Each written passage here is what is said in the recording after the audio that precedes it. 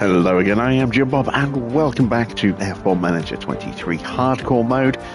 Tonight, in Season 6, it's Round 5. We are heading to Miami for the Miami Grand Prix.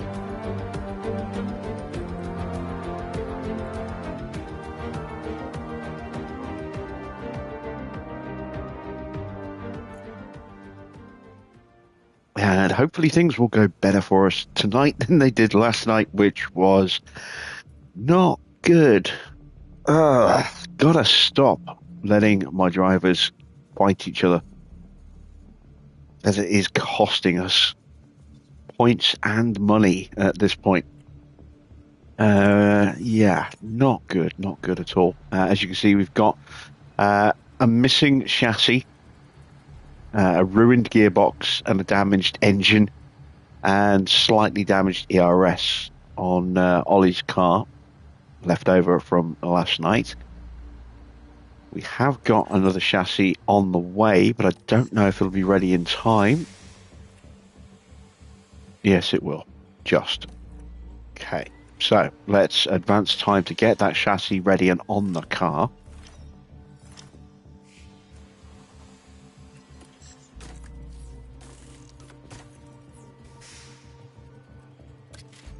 There we go.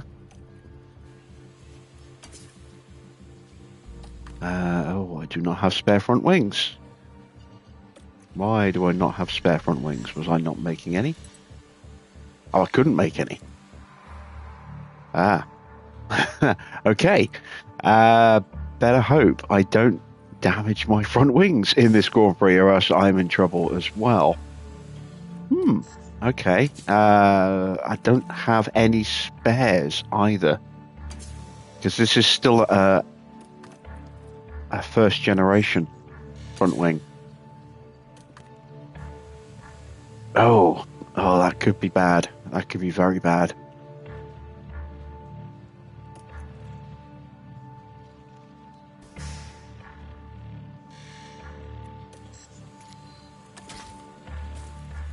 Not looking forward to that. Really hope that's not going to be a factor for us. Was that? Oh god, that was a new... No, wait, hang on, I'm looking at the engine. That is still the first ERS unit, isn't it? Yes, it is. And still the first engine as well. So, could have been worse, powertrain-wise, for Behrman there. We do have some wet weather this weekend. And my car's now on the same spec. I know about the chassis difference. Same front wings, still on the old rear wings. Are they ready?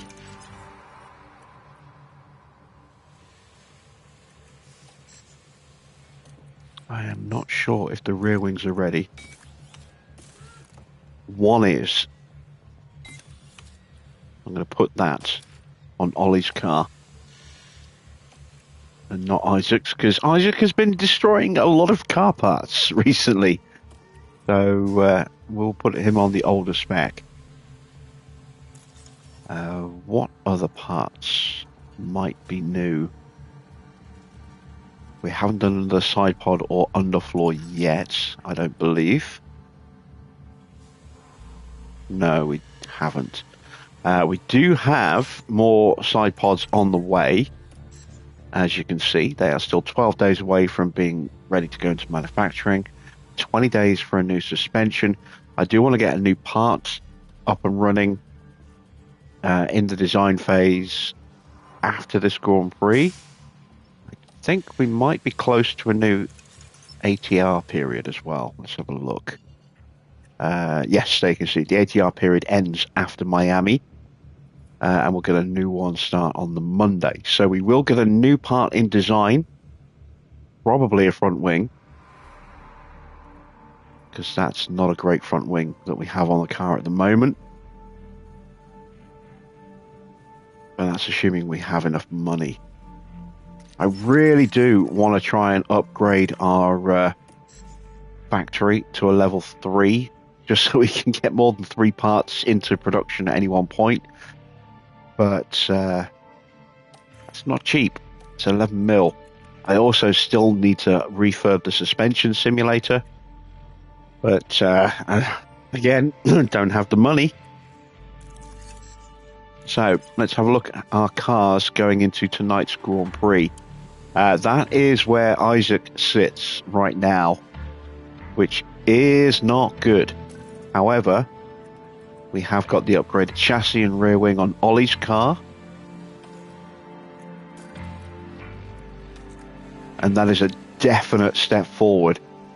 That's a huge step forward. But the number difference isn't a monstrous difference. It's about 5% in the DRS, and that's a monstrous gain, from 20th to 3rd. That's a really big gain, 5%. It's not a massive amount of difference in speed. It's, 0.3 kilometers an hour? So it's not huge. It's a tiny little gain in acceleration, and that reflects in the rank change. Nice improvement in the downforce. So gone from 9th to 4th, but it's only 0.008 G gained. So again, we're talking fine margins. Let's put Ollie's car as the primary one here, and let's see if we can figure out the best car. We'll have a look at Red Bull, because I think they are going to be close. They're pretty poor on speed, but downforce wise they are second. And again, they're not that far away, are they? Okay, so let's have a look at some of the other teams. Who else have been quick? Mercedes with Joe has been reasonably quick. They've got a bit of a speed advantage over us. Alpine, not so much. Haas, we know Haas have had a good car. There you go, look at that, they're 4th in the speed. And they've got about 0.4 kilometers over us. They've got quite a bit in acceleration over us. But we have got a lot more downforce. Well, I say we've got a lot more downforce. Rank-wise, we've got a lot more downforce. But again, look at the margins. They're actually not that big. So we are still in this window of small incremental gains are actually potentially quite big gains in the ranks. So even though we do have a pretty terrible looking car on paper here with Isaac, it's not massively far away. It's only a little bit away in a couple of places. Other places like the actual top speed and DRS definitely need a bit of work, but everywhere else, it's not too bad. It's not too bad at all. So that is a little comforting. I'm still going to be conservative with our guarantees tonight, though. I'm just praying that we don't damage our front wing, since we don't have a spare, because that's going to get very expensive very quickly if that happens. So qualifying position, we'll go 2 in the top 15. We'll get both into Q2, and we'll just leave it at that. The incentive is to get 1 into Q3. Hopefully we'll be able to do that with Ollie's car. It is on paper good enough. Fastest lap is the incentive. I'm just going to guarantee 2 in the top 15, keeping it very conservative. Just want to make sure that we do actually start earning some extra money tonight. We've got a finish position streak going. It's a new one, 2 in the top 15 for 2 races. I am going to do the same with quali for 5 races, just keeping it simple. Low targets to try and guarantee easier money. Of course, we do need both cars to finish and both cars to qualify in those areas, or else we are going to break those streaks. And let's see how we do.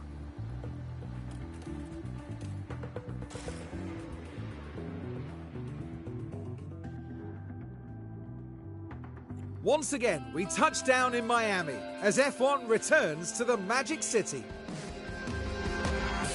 We're in the state of year-round summer. The streets of Miami Gardens will come alive with the roar of racing, and the excitement is only just beginning. Spectacle is the name of the game here in Miami, with the stadium at the heart of this track. With long straights and S-bends, not unlike Suzuka's Sector 1, proper ERS management is sure to give drivers an edge towards victory. Red Bull have outscored their rivals to be at the top of the constructors' table right now. There are still plenty of rounds left to fight for that title, though. Okay then, let's get to it.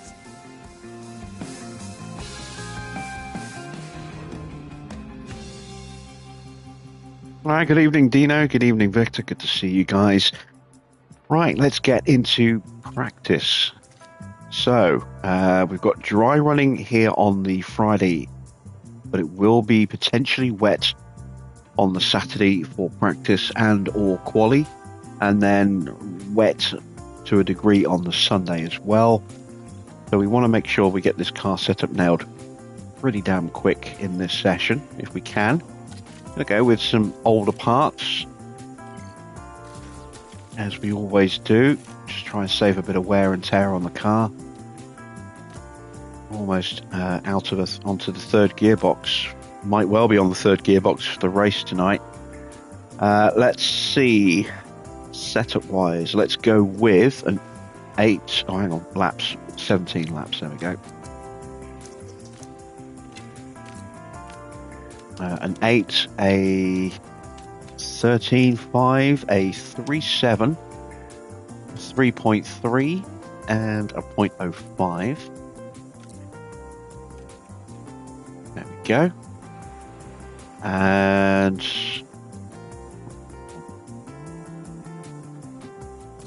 what do we do with Ollie?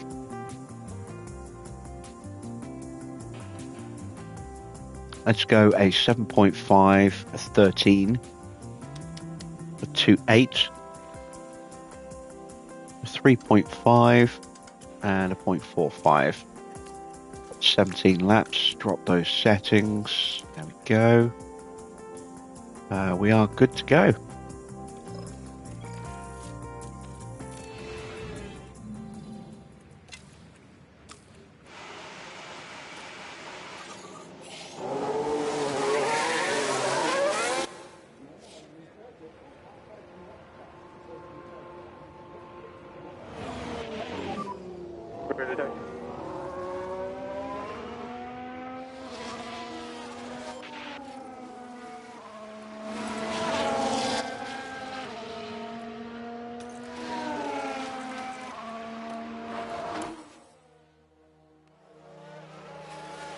I'd like to nail these setups or get them very close to being nailed straight out the gate if at all possible, but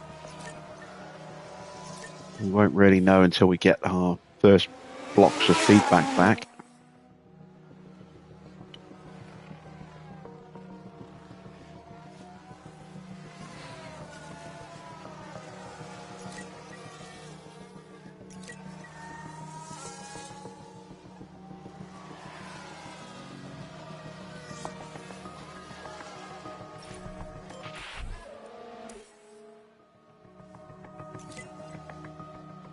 I desperately want to get through this Grand Prix weekend without any damage to our cars. Been an expensive last couple of races. Melbourne and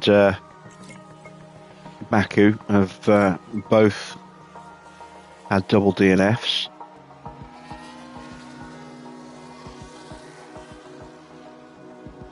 I think, or at least, DNFs, if not double DNFs. Let's see, 87%. That's not too bad. Probably going to need to up the rear wing to a 13.5. That, or we're going to need to change the roll bar. One of the two. How about Isaac? 83. That's probably both. Probably roll bar and rear wing.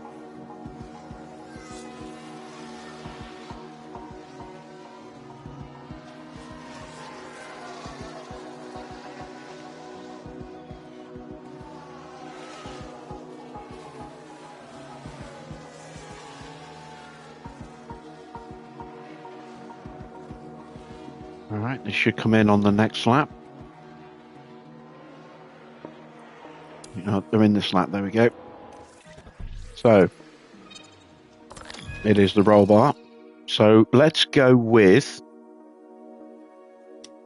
an 8 a 13, a 1.9, a 3.5, and a 0.65. That's not going to do it. Well, it might do, actually, looking at it. But I'm going to play it a little bit safer. I would like a little bit more gap on the front wing. Actually, maybe not.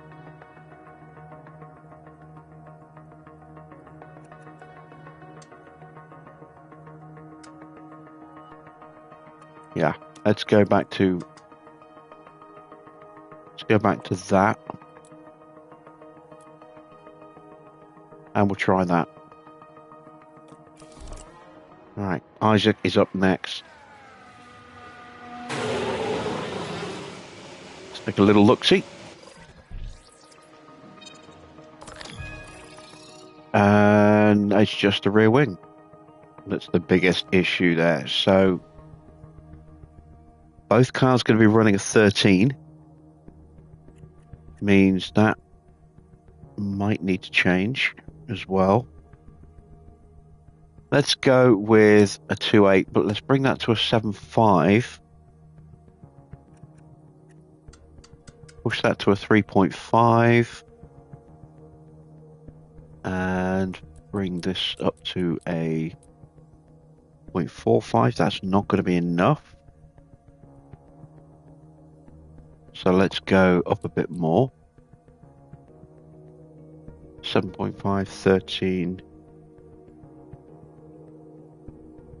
2.8, 3.5, 0.55. Yeah, that could do it. We'll give that a go.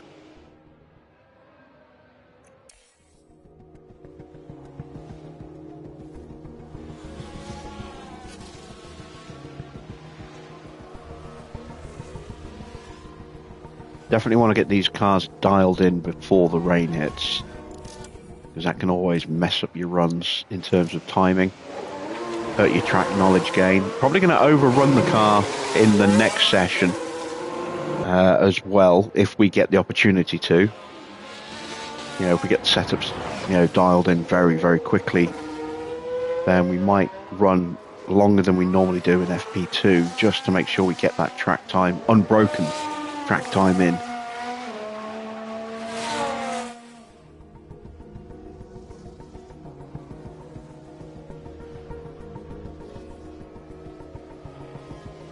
That way we'll accrue the track knowledge at the increased rate for a longer period.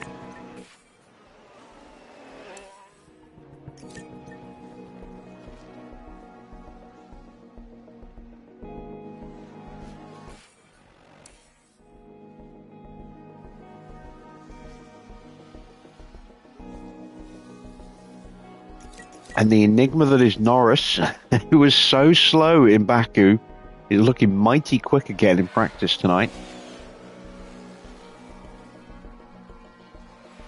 Wonder if he's changed his gearbox. He had a pretty duff gearbox, if memory serves, last night, in the 25% range. Oh yeah, there we go. Brand new gearbox. So he should be a lot quicker tonight.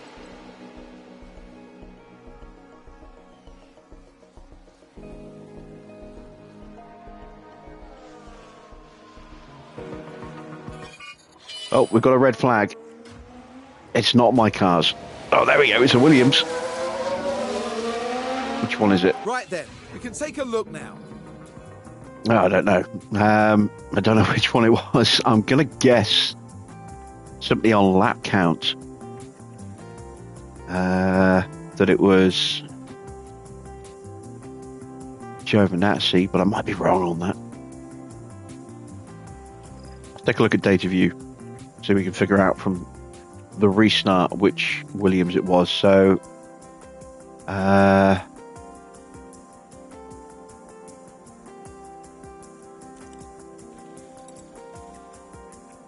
let's have a look. So Giovinazzi's car looks like that. Magnussen's car looks like that. So pretty similar. And we'll see which one has dropped, if at all, in the next session. We only got 27% track knowledge, which is not good. And we also didn't get our feedback because the session just ended. So That's really bad. We are going to have to definitely overrun the cars now in this session. So normally I would probably run for about 24 laps. I'm going to run for about 34 laps tonight in this session instead, which is potentially just shy of the entire session. But we have a little bit of track knowledge loss to make up for. Let's get some partial feedback on the car. That's encouraging. 3 of the 5 are in and they're optimal. So fingers crossed that will be a 100. Let's take a look at Isaac's. Not quite there. I'm going to push that to a 0.6. And we'll try that.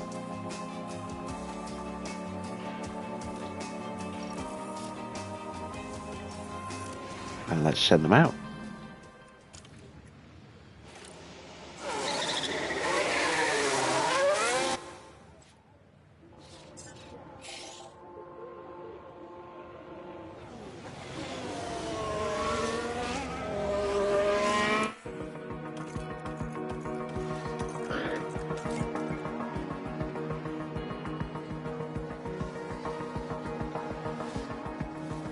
So we're going to get feedback from Ollie very quickly here.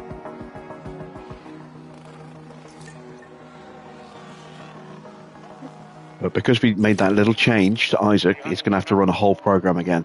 And there we go. A 100% setup for Bearman. That's fantastic. So we're going to run him up to about 80% track knowledge and then we'll call him in.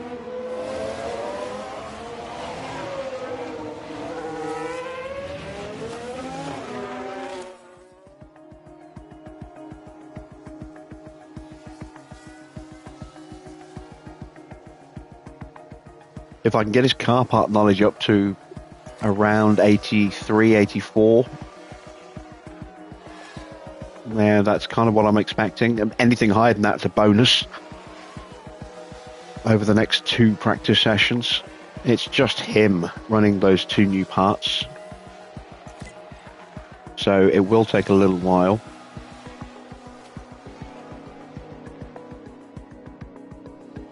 The chassis is not too far away from being learned, but obviously there's the new rear wing now as well, which is definitely a significant upgrade.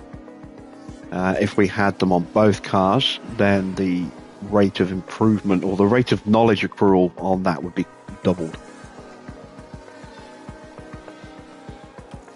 Right, let's have a look. 98, it's close. So maybe I went the wrong way with that extra little click. Maybe I should have gone down 1 instead of up 1. But again, we're going to run him till around about 80%. And then we'll call him in. Just hope we don't get another red flag.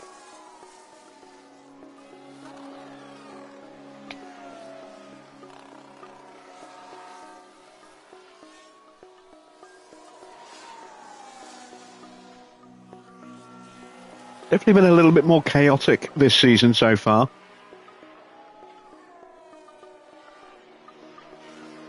We had a red flag in Jeddah. We've had a red flag in the practice session, which means we lost about 20 minutes of running. We've had multiple VSCs and even a red flag in Baku. We had, I think, VSCs in Australia. We had a couple of actual VSCs in the sprint as well in Baku.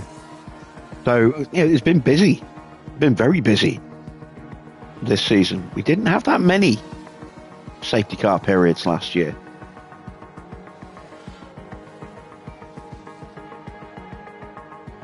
We've probably already met the entire quota of last year in just the first 4 races so far this season. Maybe even surpassed it.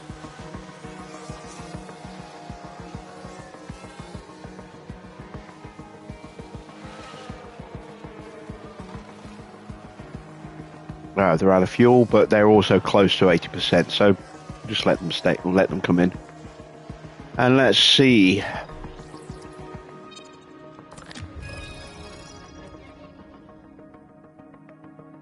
This is going to be a really tricky one to fine tune, but I'm going to go down to a 0.5. I've got faith in that being the right way.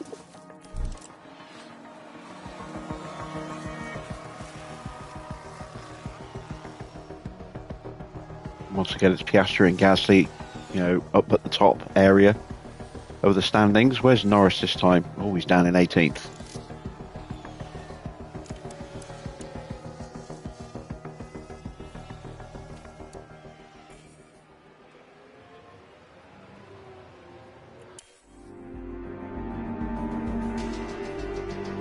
All right, practice 2 is done.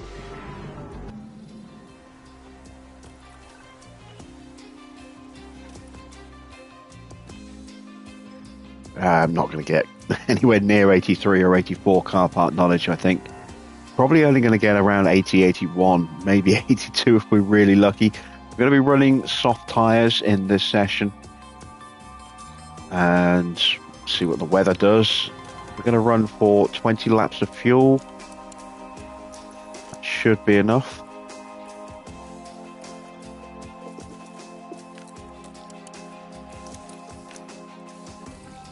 Let's send them out. Right, it is going to rain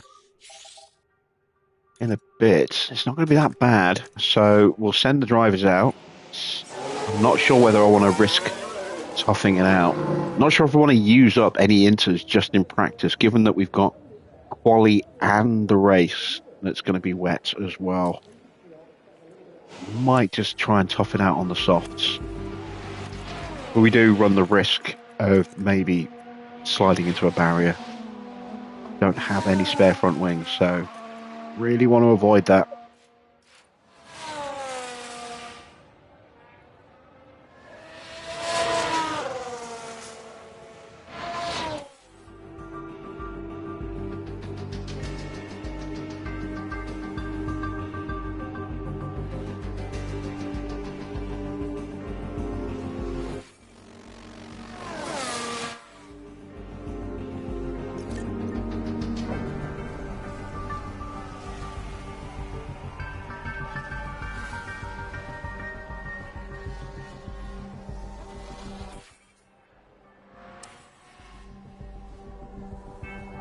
Rain is starting to come down. Good evening, Mr. Water. How are you tonight?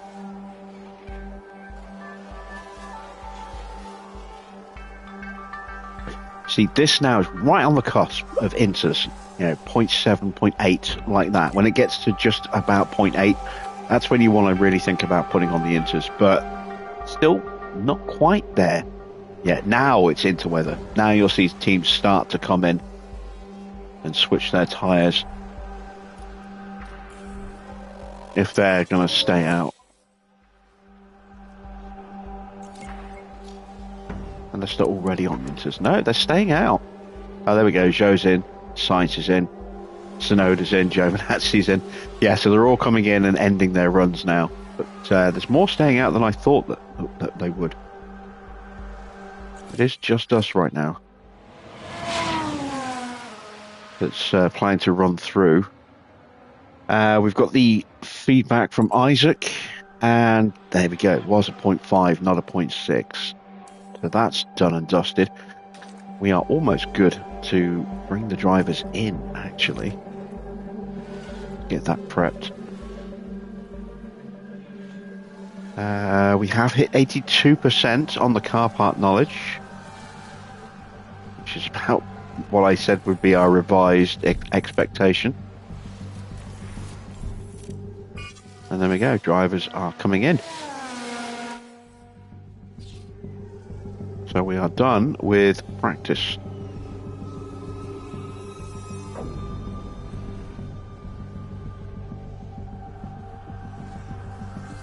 A little bit of Ferrari news for those of you that might not have heard. They're going to be running a special livery here at Miami. Apparently they're going to be running with 2 different shades of blue. They're going to be running Dino Blue.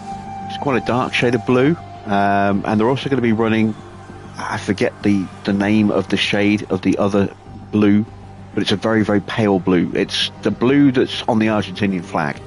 And they're going to be running with elements of blue on their car. And I don't know how much blue is going to be there, how much is going to stay red. I'm not quite sure why they're going with blue. You know, it's not a colour I traditionally associate with Ferrari, but yeah, they're going to be running a special blue themed livery for Miami this year.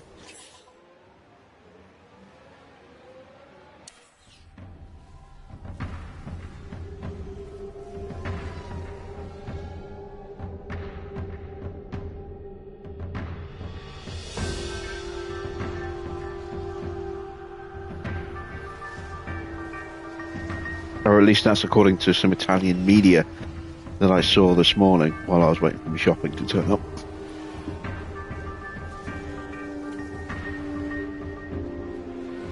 Evening, Zeus.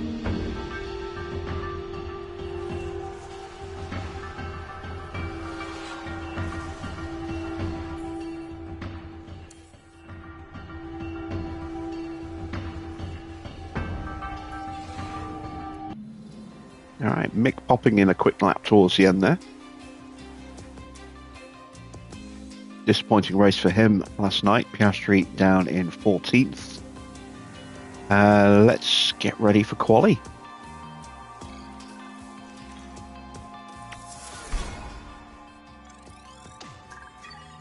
So it looks like Ollie is right on the very end of high confidence, not quite ticked over into the very high.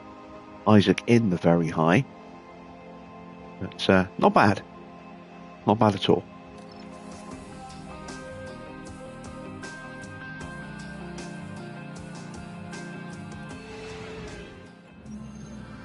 We're moving on now to the all-important qualifying session.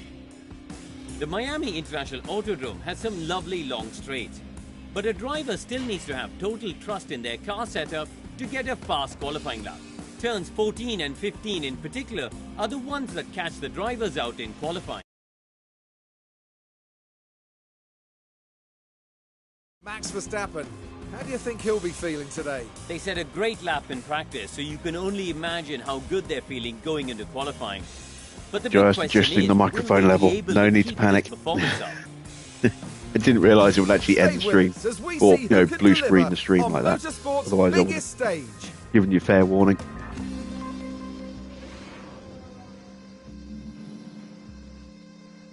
Right then, soggy start to qualifying on those inters.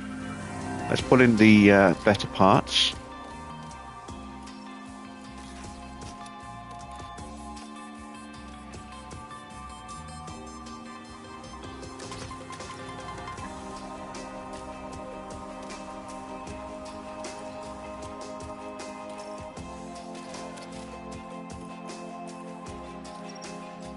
That ERS will probably be okay for this Grand Prix. We'll have to change it for the next one. Let's go with 2 laps.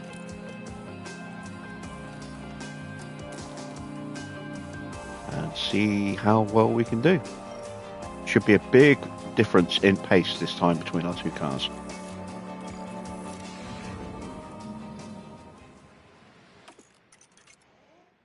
I'm just definitely going to get wetter.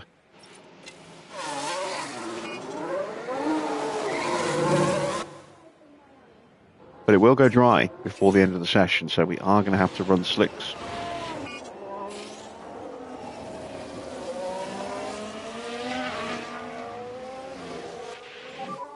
Working on those brakes and tires. Yeah, copy.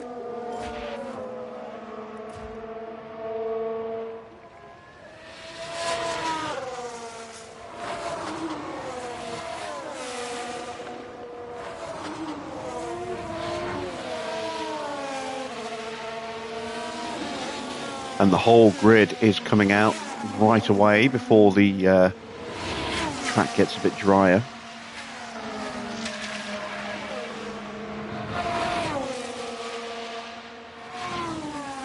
Wetter, even. It's one or the other. Yeah, water level is going to go up, as you can see, in about 3 minutes.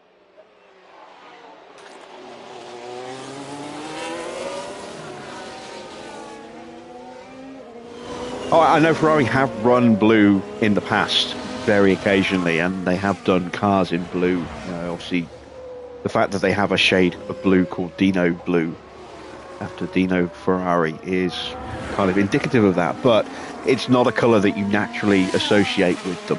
You think red, you think yellow, you think white. You don't think blue. Clear ahead. And push.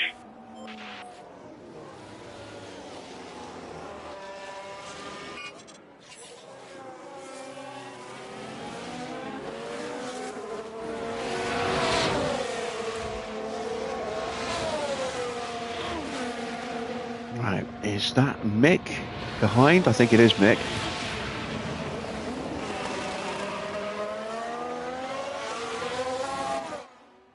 Yes, it's Mick.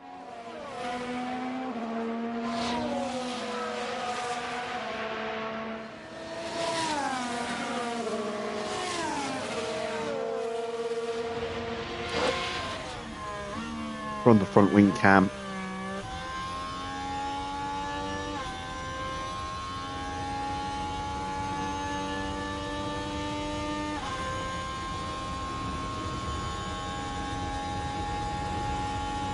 So we were fastest in the first sector until the Red Bull crossed the line.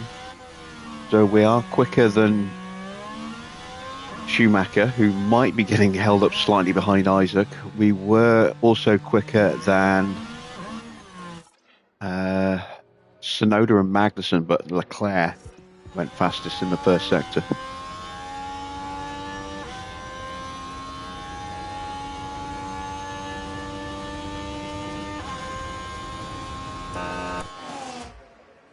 Oh, that's a big slipstream there for Mick.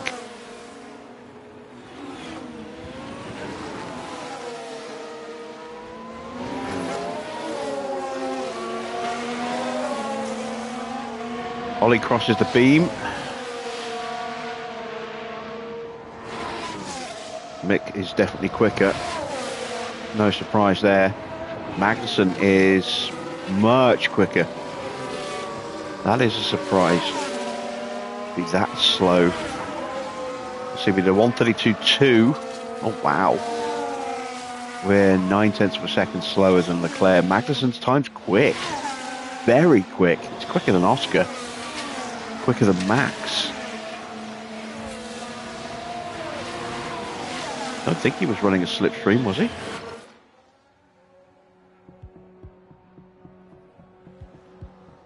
Doesn't look like it. So just naturally very quick. We've got a cool down lap and then another lap to do, which will be slower. You can see the water level creeping up, but it will give us the extra confidence for completing the run, which is something we definitely need right now.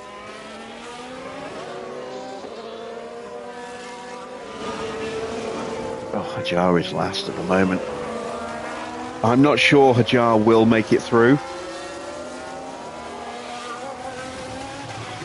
I mean, we're now in race 5 of the season. We're in May. We're about to be in May, and we're still running 4 parts on the car that are parts from January 1st on Isaac's car. So, it's not great, is it? No, sorry, 3 parts. He's got a Mark II chassis, as well as the Mark II underfloor and side pods. But it's still 3 parts that are, fresh out of the factory on the 1st of January, which really isn't good.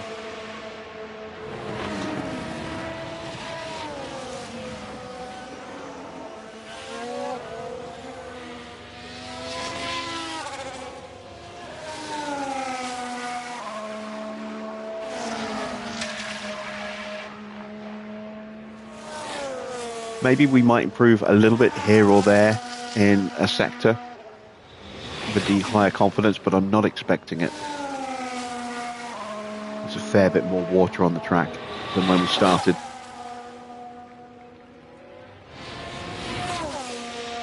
Oh, Isaac's improved. Track is still getting wetter though, so that might be it for improvements. It's not getting hassled from behind on this lap. Maybe that'll help him.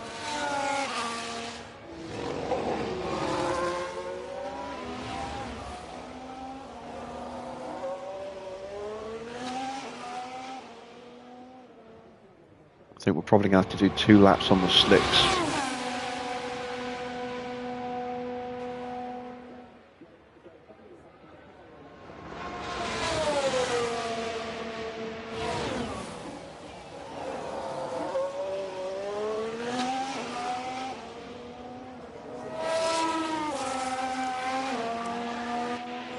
Alright, some cars have gone out again with a track almost a millimetre worse than it in terms of water level than it was when they did their first lap. I'm not quite sure why they've gone too early.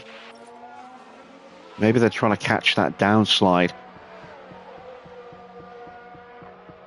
I mean, by the time it hits that downslide, it's going to be not far away from actually just being dry.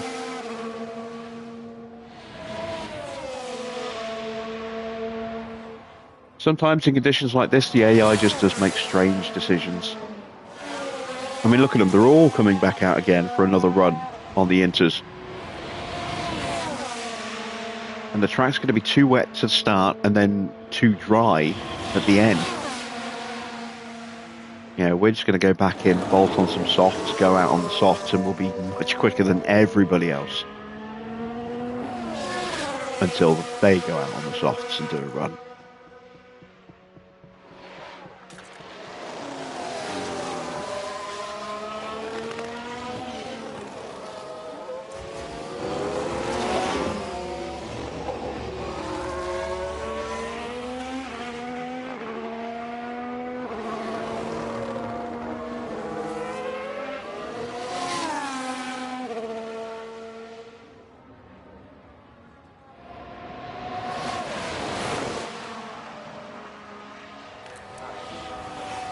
And they've even put on brand new inters for the run as well, for the most part.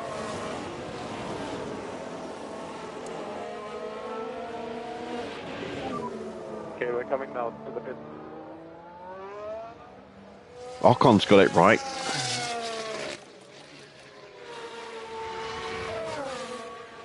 He's just going out on his outlap now on a set of softs. Track's going to be just about right for him when he gets round to start the flying lap. But he might have a fair bit of traffic to deal with by that point.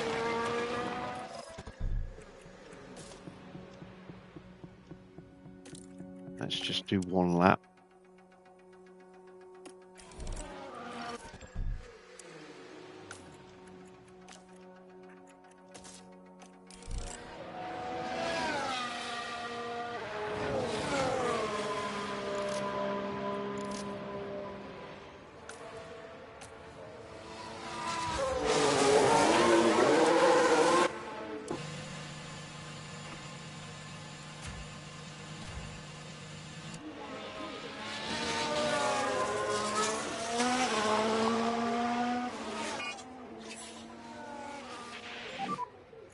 Just try to work as much as you can on tires, as much as you can on tires. Copy.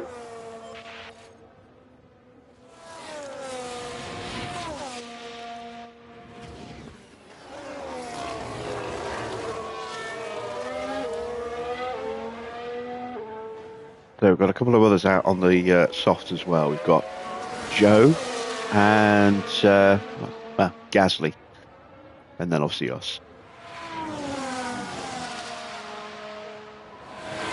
And this isn't going to help his tyre preparation. Oh, he's just clicked over to start his flying lap. Which means he's now ruining the lap for the Ferrari and the Alpine. Oh, the Ferrari gets overtaken at the final corner. So whichever Ferrari that was It was George. No, it wasn't. It was Stroll. So Stroll just got royally screwed at the end there.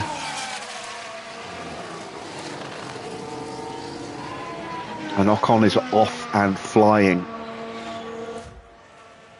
And we are about to join them on a flying lap.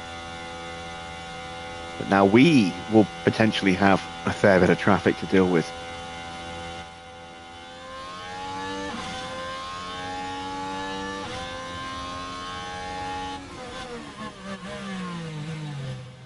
That is a lot of cars.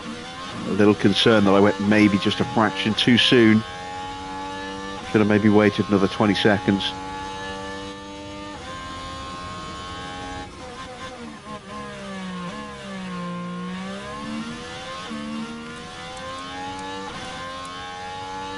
Ocon going purple. No surprises there.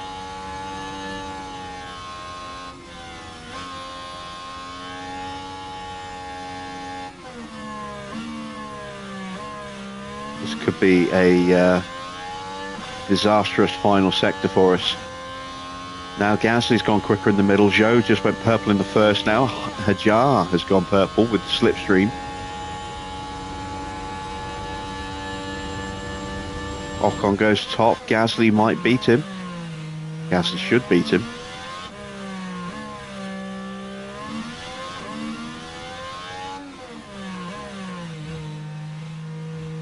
And we might get disastrously held at the end of the lap here. Cars going to the pits. Might not get out of the way.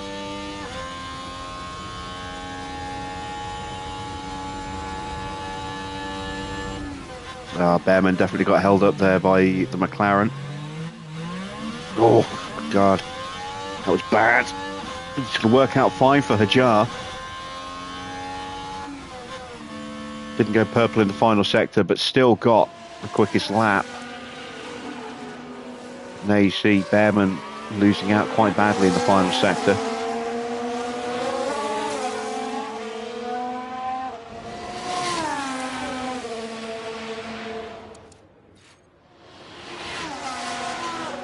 Evening, Anthony.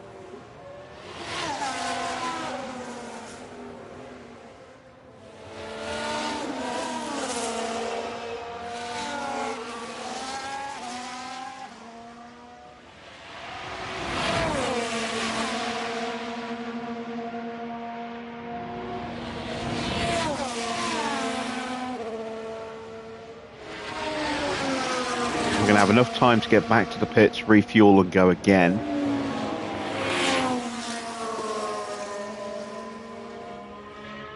And I think we will need to go again. Because there's a lot of cars that are going to improve substantially.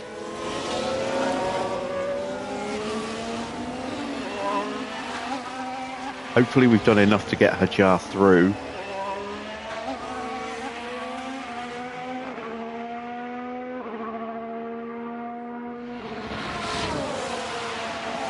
I'm not worried about Behrman. He gets a clean run, he's going to find the time.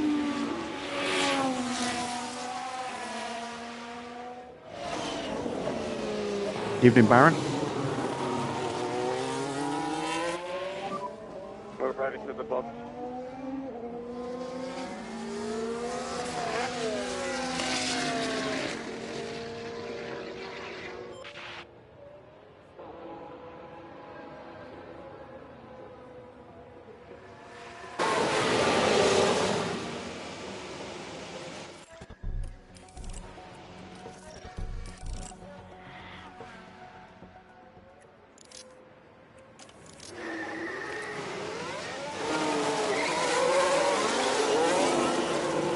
Alright, so we're tucking out right behind Ocon.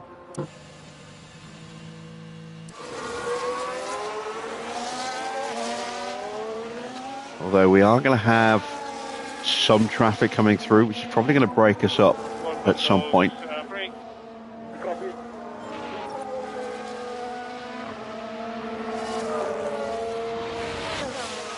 think we just ruined the Williams lap.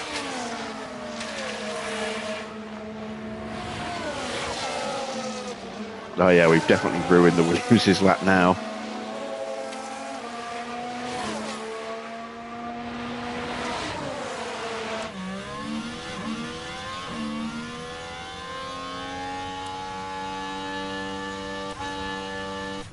Isaac's a long way off.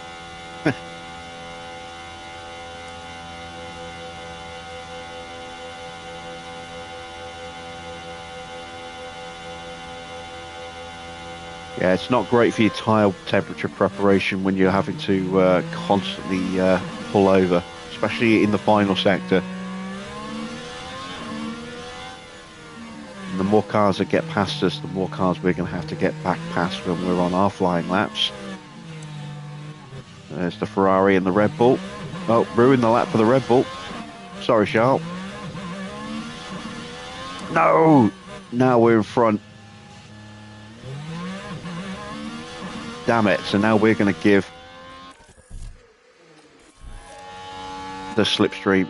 So we're just going to go early. Try to pick up a bit more pace. Copy.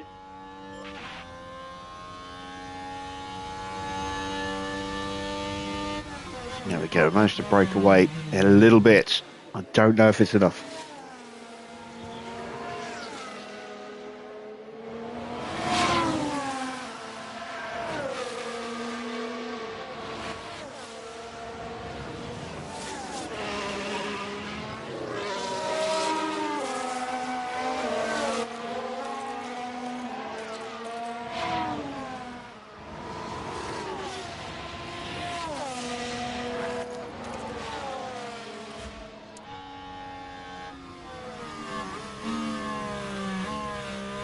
That's not ideal.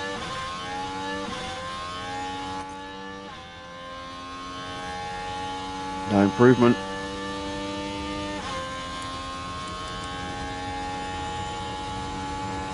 But we are safe. There are only 3 cars below us on a flying lap. Now only 2. As Giovinazzi improves up to 11th, so the worst we can do now is finish 15th. So, I'm going to call both cars in.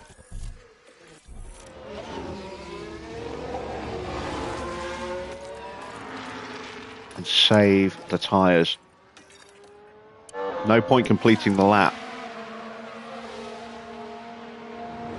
and taking life out of those tyres that we don't need to.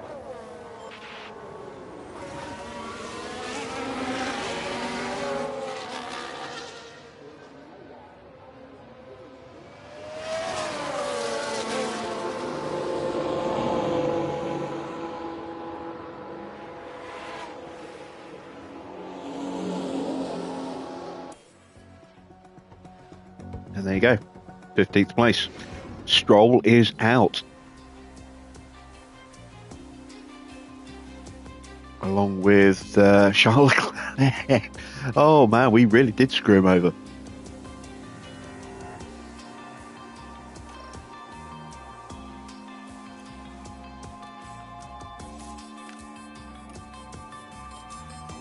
Alright, this is potentially risky, so we are going to be prepared to switch tyres before we go out, depending on what the weather's going to do in this session.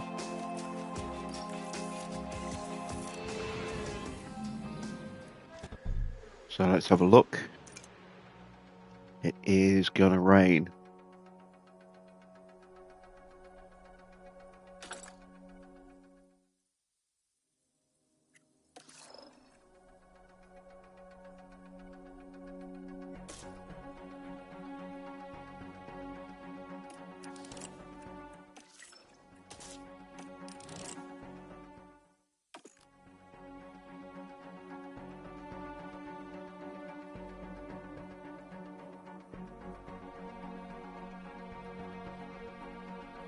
I don't think we've got enough time to do 2 laps.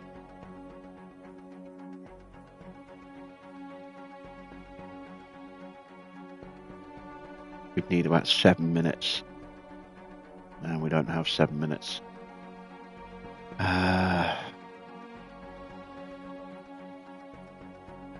The The other option is if we do 2 laps without a cooldown. But again, I just don't think we've got the time. So instead, we're going to try and guarantee we're the first ones out.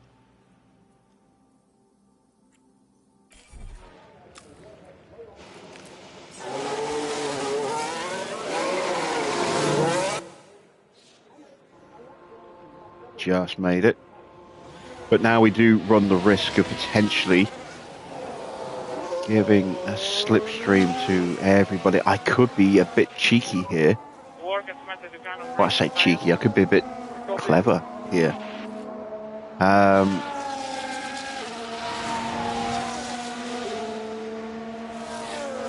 going to break Behrman away right at the end of the warm-up lap.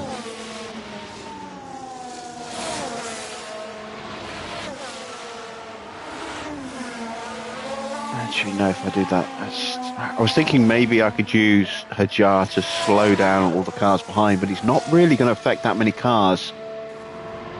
He's only really going to affect the Alpine. Maybe whatever's behind the Alpine, which is too far away. So, yeah, we'll just stay like this. The Alpine's going to be quicker than us anyway, so we're just going to give Tsunoda an even better chance of getting through.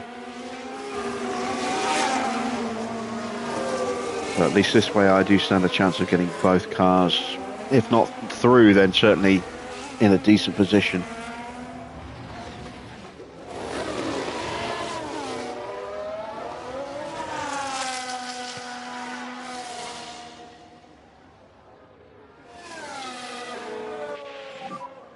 Here ahead.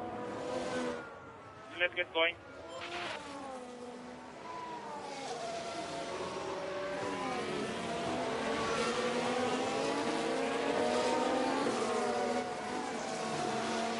So this is one-shot quali, basically. There won't be time for another flying lap.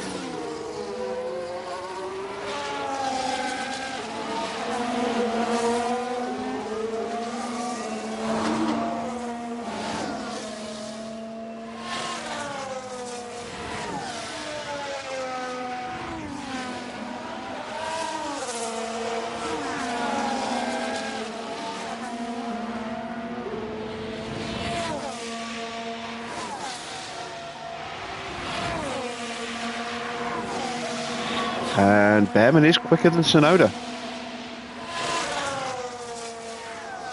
So we've already fulfilled the qualifying guarantees, which was basically 2 cars in Q2, 2 cars in the top 15. That's done. The incentive was to try and get 1 into Q3. Maybe we can do that.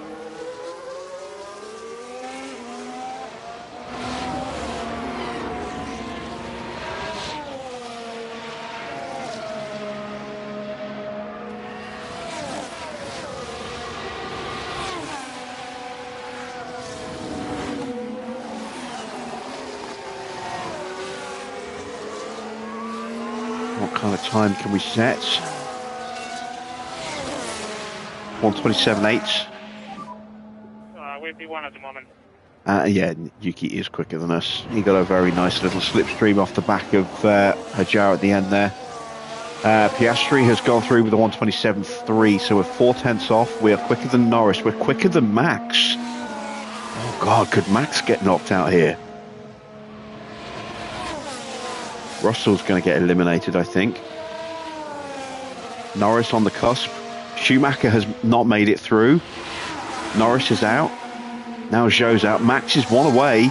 Max is out. Wow. Both Red Bulls out. Leclerc out in Q1. Max going out in Q2. Wow.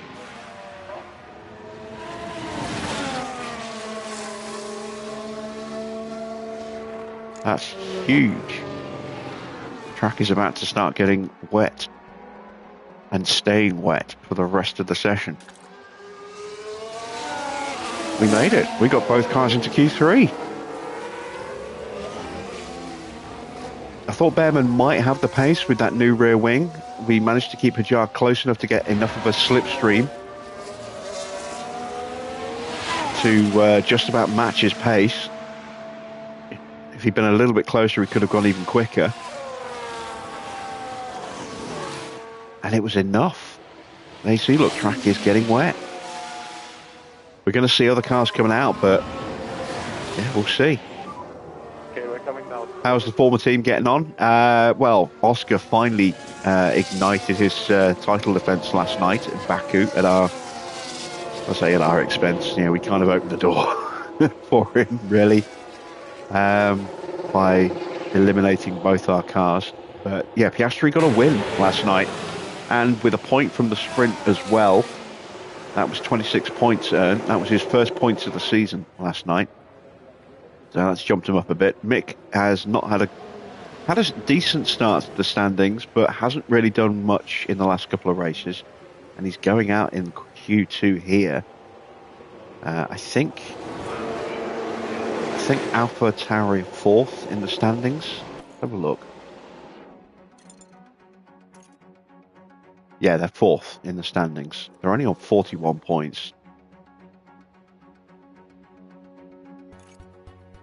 And there you see Oscar in 8th. Should be 26 points, not 25. Again, it's not counting the sprint points. Mick is in 13th on 16. So those standings not completely accurate, but they're not having a great start to the season. I thought they would do a bit more than that, but apparently not. So everyone's going out.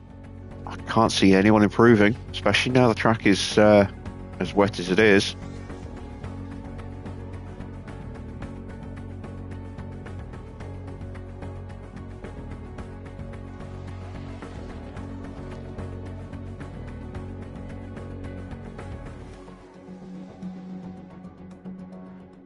But a couple of huge upsets in qualifying. Both Ferraris are out. Both Red Bulls are out.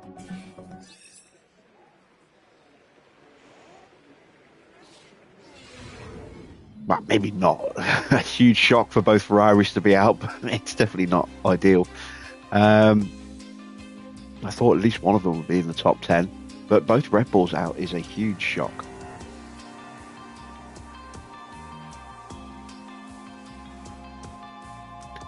Alfa's not really on fire. We just got extremely lucky with the result at Saudi Arabia. You know, getting the win at Jeddah, which, you know, the car had no right to win that. We just got lucky with the timing of the safety car and the fact that we were able to follow, but on paper our car is not good. With the new parts on Ollie's car, it's looking a lot better, but the parts on Isaac's car, 20th in speed, 20th in DRS. Not great in the downforce.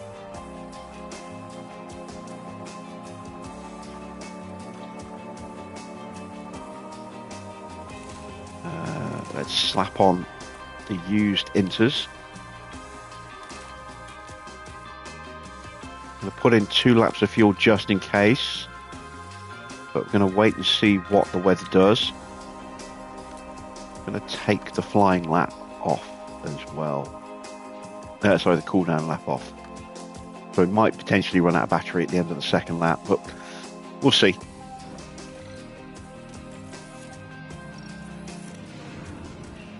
So again, let's pause so we can take a look at the weather. It is going to get heavier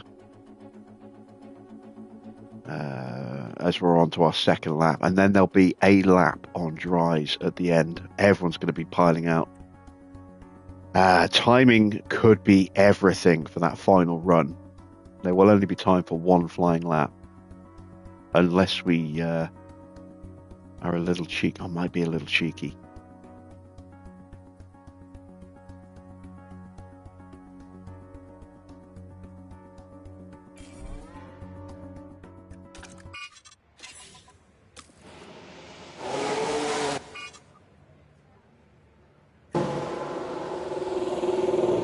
So Sides has nipped out between the pair of us.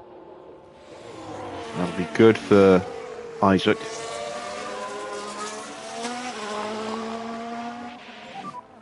So work on those tires. Should be able to stay close enough.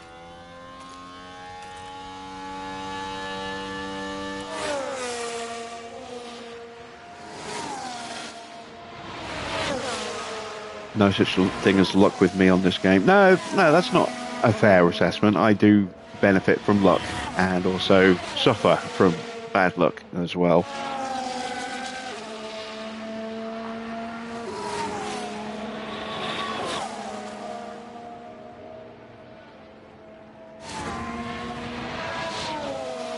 I mean, we got lucky with the timing of the red flag in Jeddah, which allowed us to try and turn the second half of the race, well, the second 2/3 of the race, into basically a very long sprint where we could manage our tyres hopefully a little bit better than the cars around us, which we just about managed. And then we were able to just kind of come alive a bit towards the end and make some last minute moves with Ollie.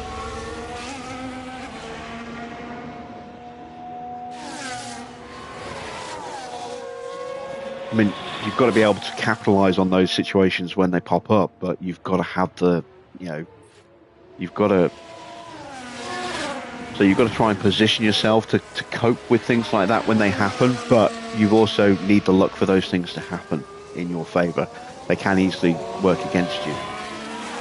If that red flag in Saudi had been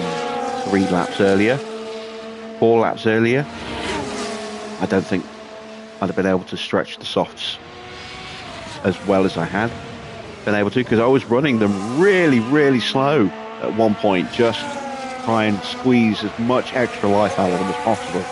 And if I had to do another 4 laps on top, I was down to the canvas by the end of the race. I don't know if I'd have been able to pull that off. So, like I said, you get periods where you get lucky or you get unlucky, but you then, that's when you need to be able to capitalise on those periods.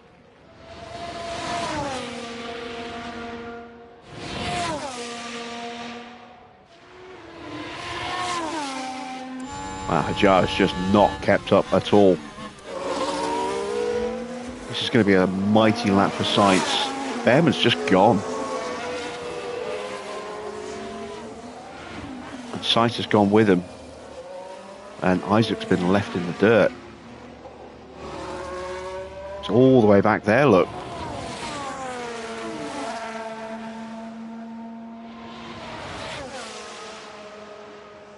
It's going to be Sights who's setting the purples, I would imagine. Oh, Sights, you sneaky bugger. You went out on softs.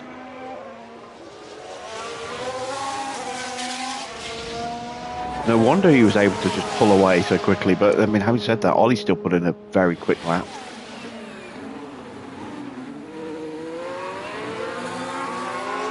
Look at the difference there. 0.7 seconds between our two drivers.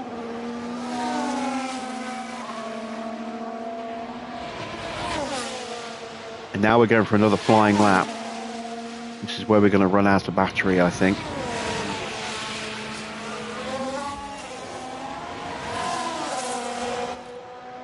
But the track is still theoretically in a good enough condition for us to get improvements, although that might hurt Isaac a little bit. It did.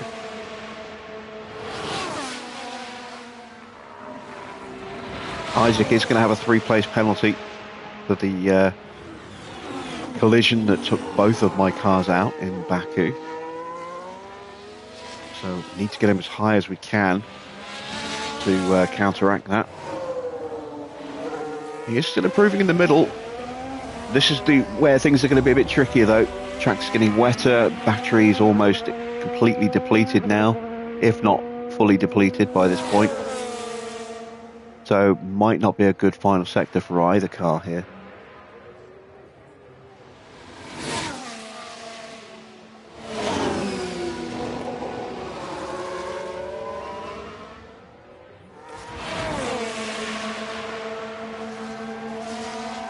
Behrman crosses the line, does not improve his time because of that final sector, wetter track and no battery.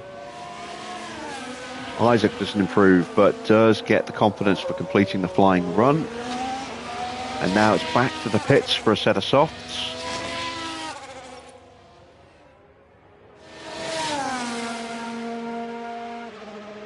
And hopefully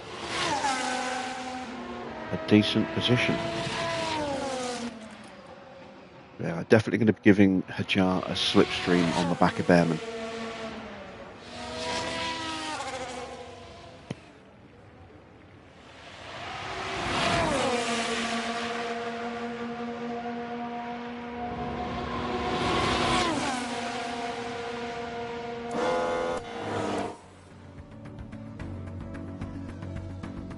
So we've got a few cars that have gone early.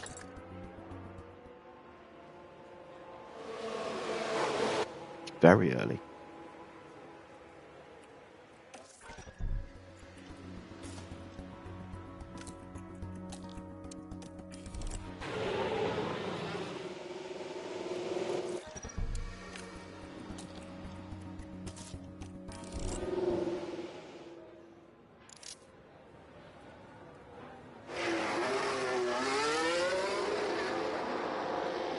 Almost the whole field's going out, so it's forcing us to go out earlier than I would like to.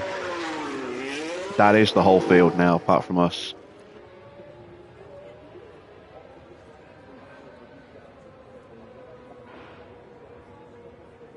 But if I leave it too long, we are going to have traffic to contend with.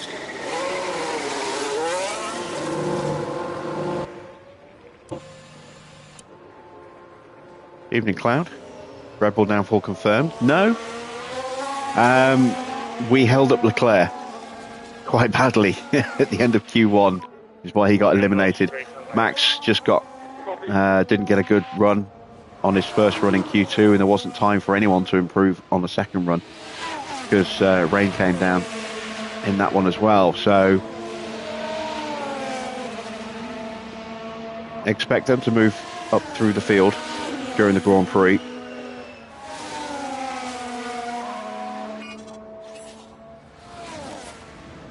They're not the best car, but they are still the best driver lineup.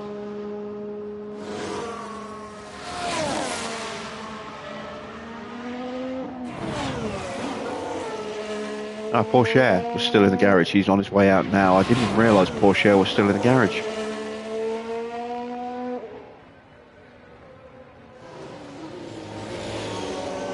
Who has the best car on the field? I'm not sure, to be honest. There's no one car that seems to be best of everything. There are cars that have definite strengths over the rest of the field in certain areas, but I don't think there's one truly standout car.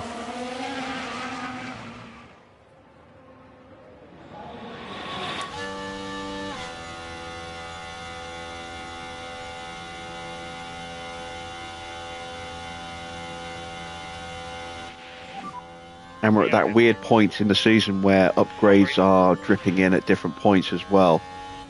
Not everyone's bringing upgrades at the same time, so it changes from race to race.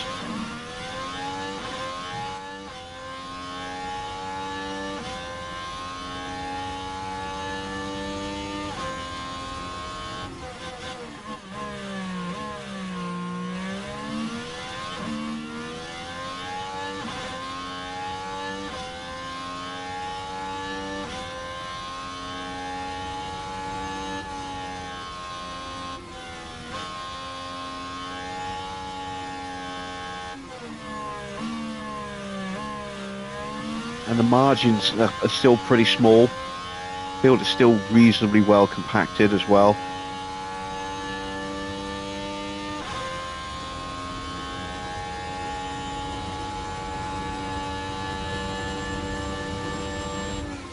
I'm a little concerned about Gasly being in the way. Hopeful he's not going to hold us up as we run into that hairpin at the end of the straight. I think he should be okay.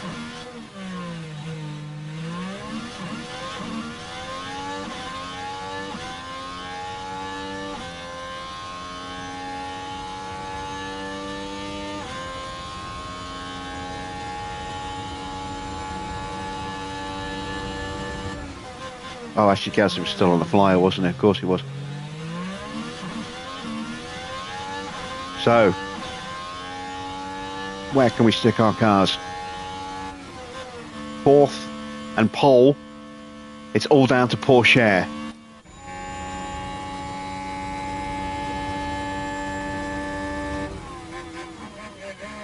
And he's got traffic in a really bad position.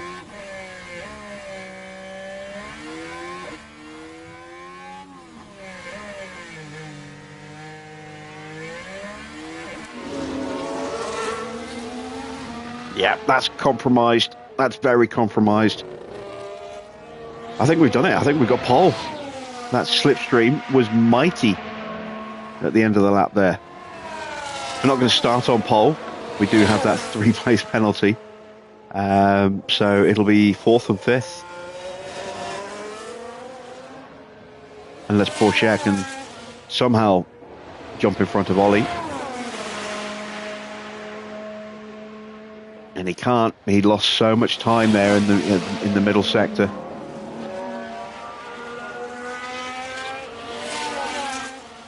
Very good qualifying, 4th and 5th. And we'll take that all day long. And now we've got a wet race to look forward to.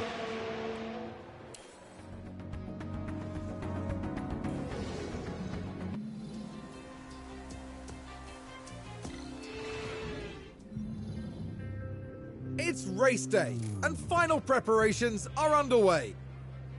The Miami Grand Prix arrived onto the calendar in 2022 with much fanfare, and F1 history is still very much being written here. Drivers have to take chances around the street circuit and hope those chances turn into victory. What can we expect from that man right there, Charles Leclerc? You have to stay optimistic and remain focused. You genuinely never can predict what will happen in this sport, so you've got to be ready to seize any opportunity. The Autodrome is ready for some serious action today here at the Miami Grand Prix.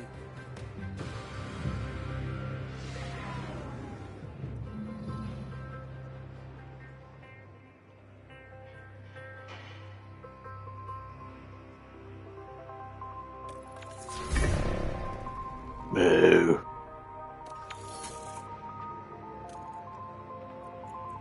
All right.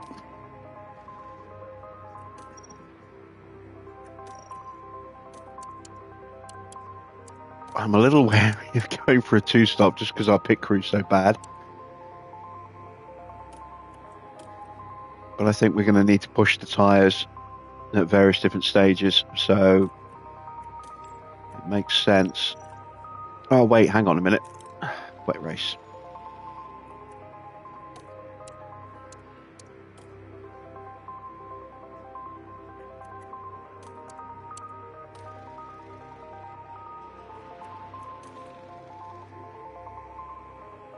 Okay, so we're looking at about that then.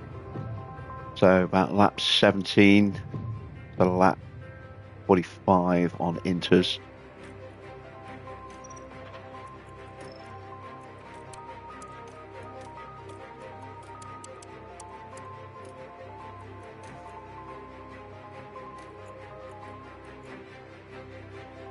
Going to go with 1 extra lap of fuel. Going to absolutely blister the tyres off the line.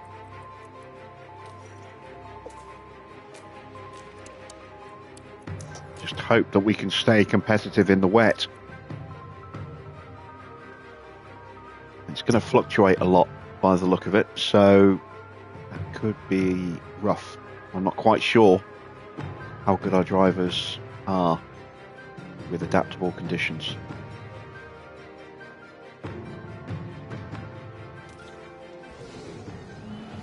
"57 laps await our competitors here in Miami, so may the best driver win." The Williams driver, their attention purely on the race now. An encouraging grid position as they sit in P8. Lots to build on during the race if they manage it well. Here we go. It's time to go racing.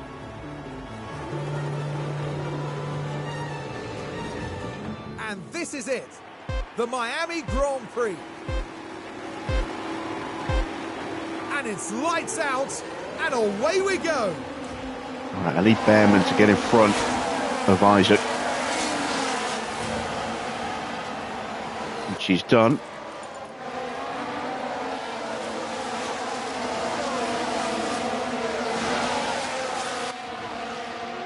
There we go. Do not attack.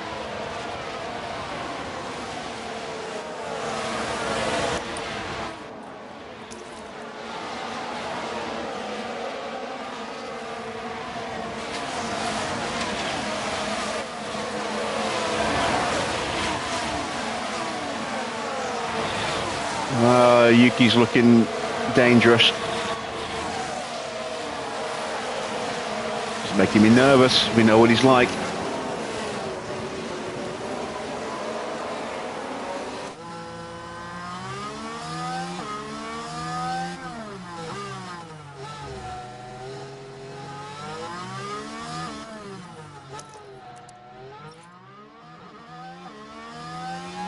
He got the move done. He's pushing hard. You see he's using battery deployment.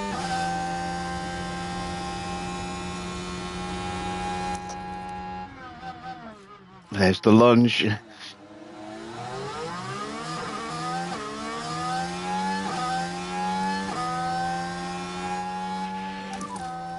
And he got the move done.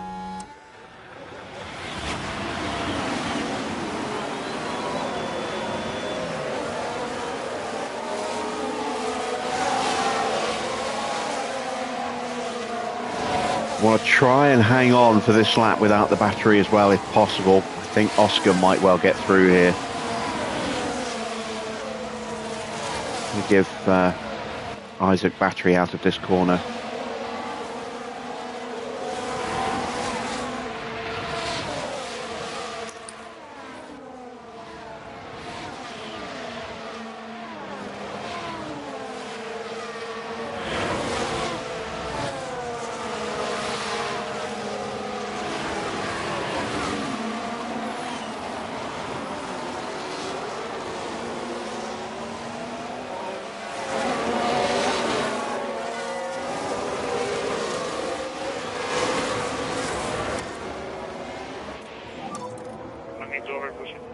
Evening, Army.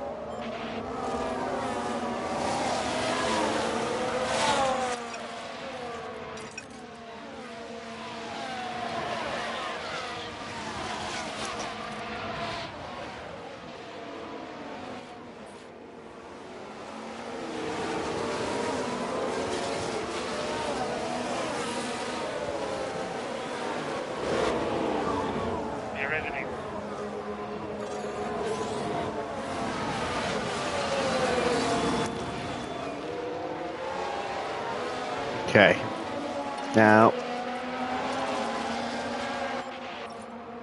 we can use our batteries. Make sure we keep the DRS, but I want to try and cool those tyres down as much as we can, as quickly as we can. Keep them in a good position so that we can maybe try and capitalise and jump Tsunoda before the round of pit stops. Certainly don't want to start going backwards, because given how slow our pit crew is, don't want to lose track position if at all possible. I would also like, if we can, try and split our pit stops over 2 different laps. Oh, we've got a yellow flag. That is Max with a mistake. And here we've got a yellow flag. With a crash.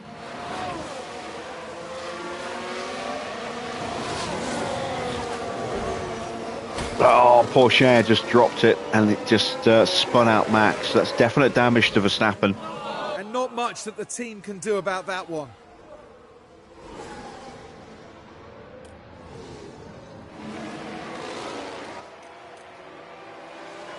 Damaged his end plate on the left hand of his front wing there. You can see a big chunk missing. What's it done to Porsche?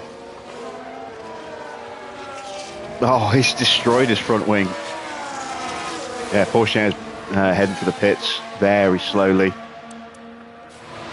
Max has got the penalty. That was a Porsche mistake for me.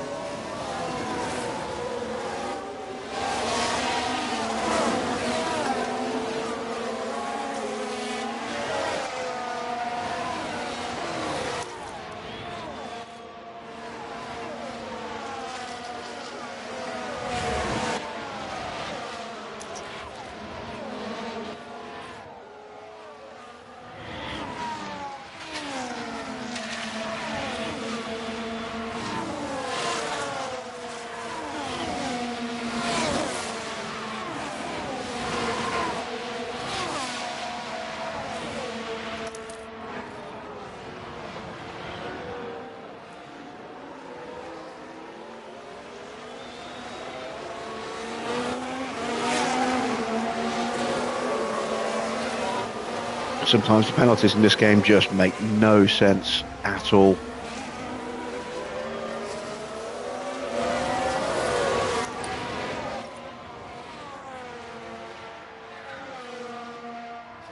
Right, it's going to be very difficult to keep our drivers together, given the difference in performance between the two cars that we have tonight.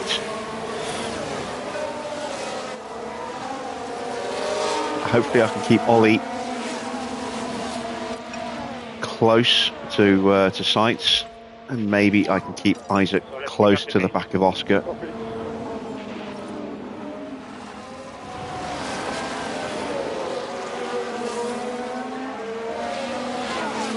I think it's definitely doable with Ollie, but not so much with Isaac, I don't think.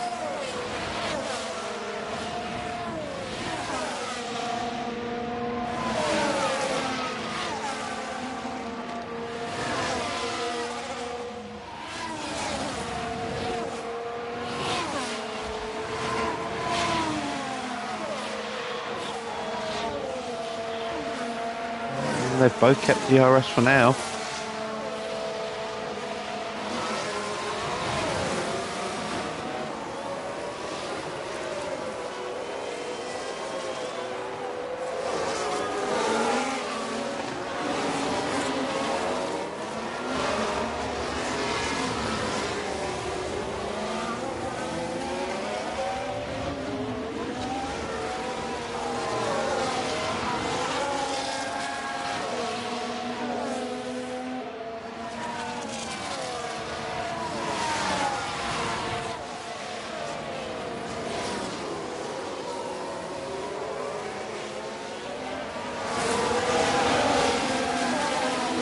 Go. Ollie's actually looking pretty decent right now.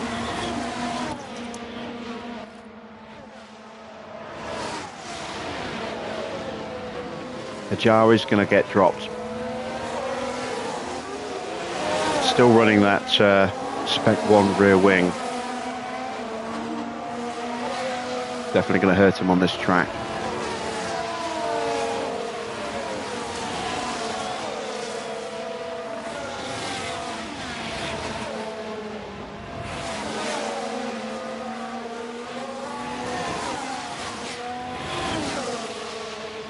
Can I keep Oscar behind and recharge the battery? That's going to be tricky. It's going to be very tricky. A splash of extra tyre just through these couple of corners here. Copy.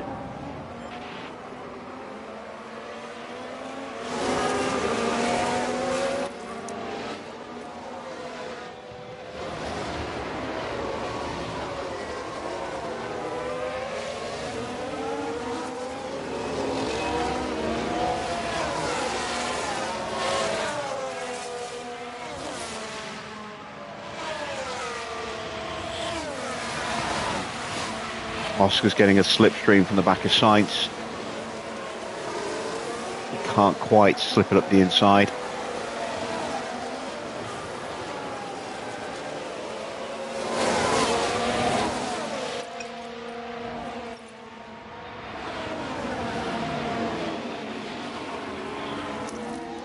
And then we'll leave it in top up. Just wanted to have a little bit of battery in the car, just in case an opportunity presents itself. Danger of getting dropped. Let me just give him a little bit more tyre again. Just try and keep the train.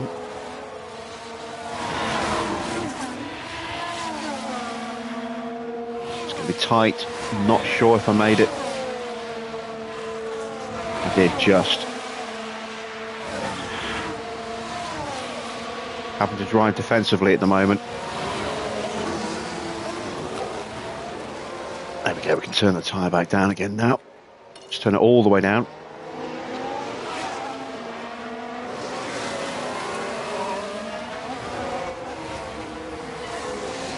Maloney's starting to push up onto the back of Isaac.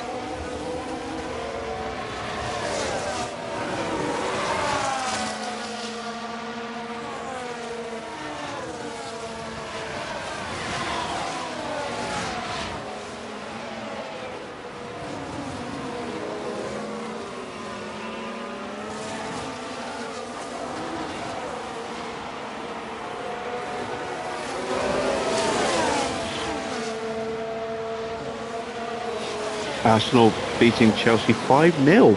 Wow. They've got a hell of a goal difference over Liverpool at the moment, and that is not helping my cause at all.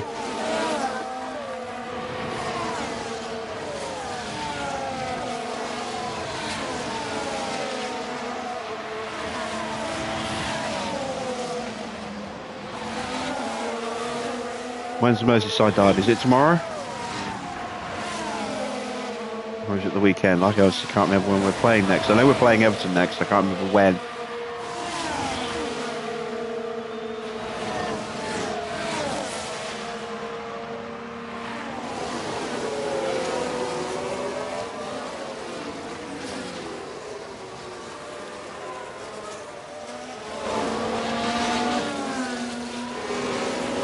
Tomorrow. Keep my fingers crossed that Brighton can do something against City, but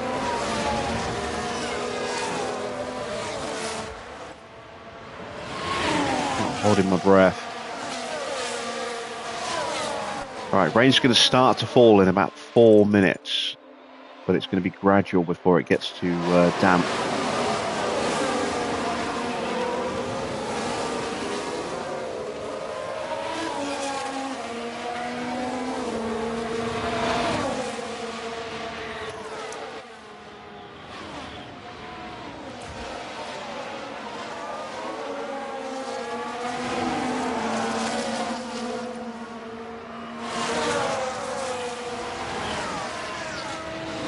Evening, Antonio.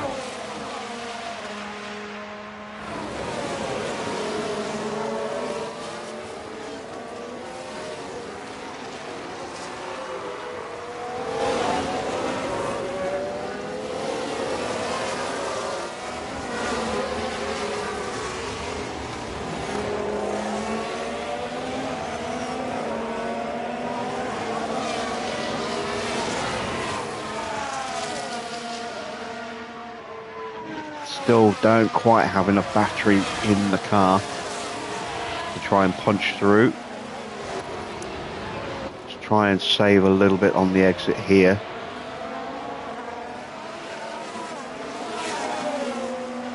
This is risk.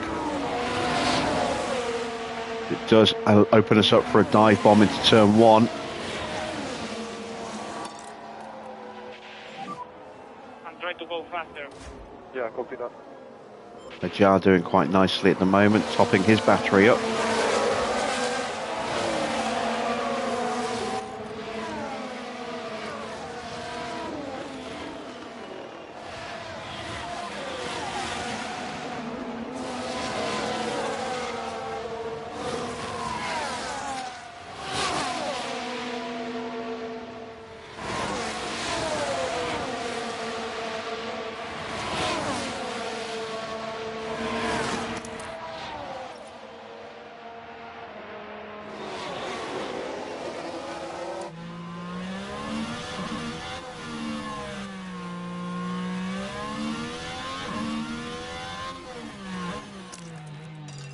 Right, let's see if we can make a move.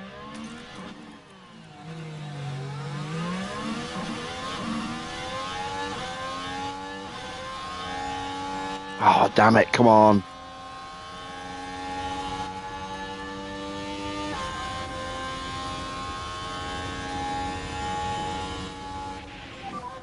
Try to take care of that. Copy.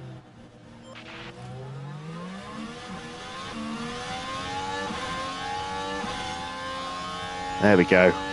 That'll punch us through.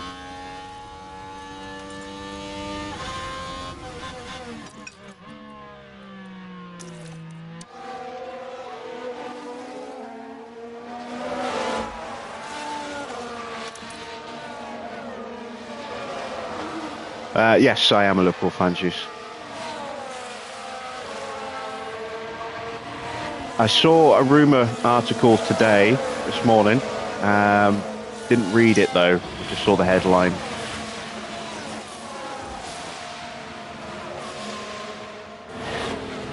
I don't follow football as closely as I used to.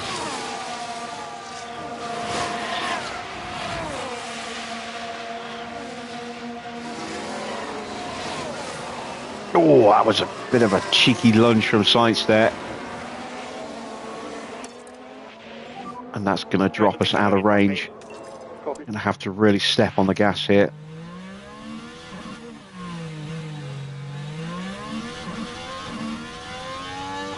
I think we made it.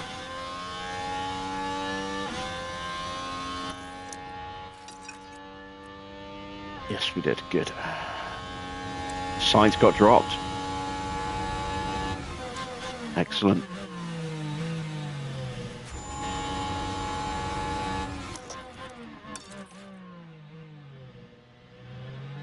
Come on, punch through, Isaac.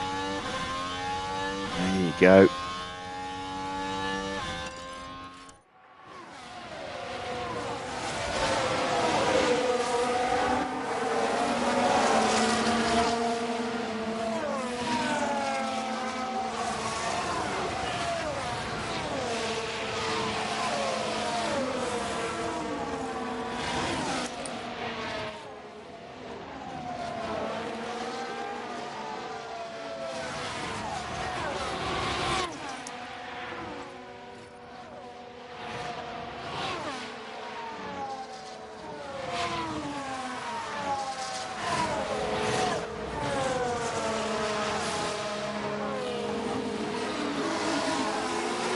Right, so Ollie's confidence is looking pretty good right now. Isaac's as well, for that matter.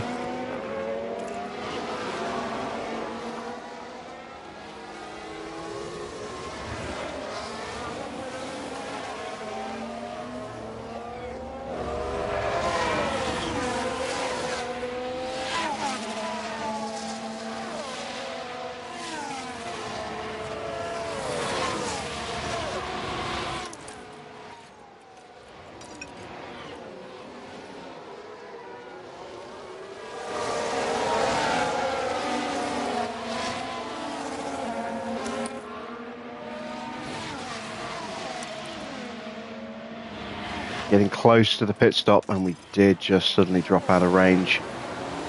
Should have come out of harvest before the end of the lap. Trying to get you. Get him.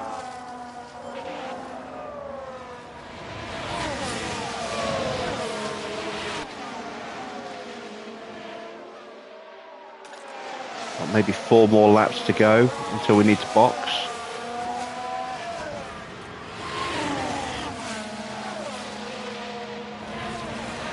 I don't know, there's potential for cars to run a bit long.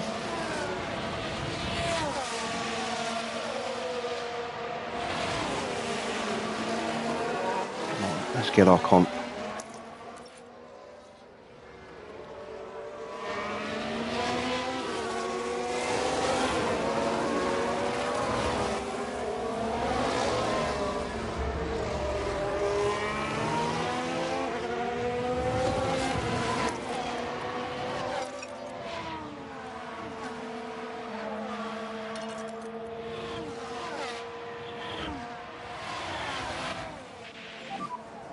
It's over.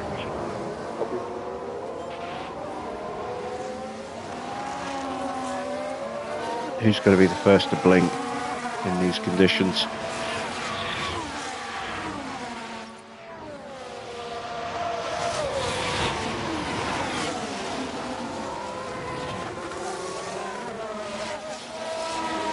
I'm surprised Tajar's pace has been able to hang on as well as it has. Thought he would have been swallowed up a little bit. Leclerc has got himself up to 14th. Max still down in 18th. Has that wing damage and the penalty not stopped yet. Back where he started, Porsche having a miserable race all the way at the back there. He's obviously got some other kind of damage. His pace just isn't where you'd expect it to be on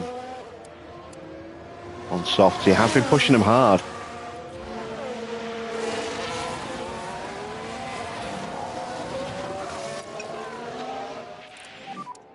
Okay, Damn it, we got dropped again. Copy. Careless.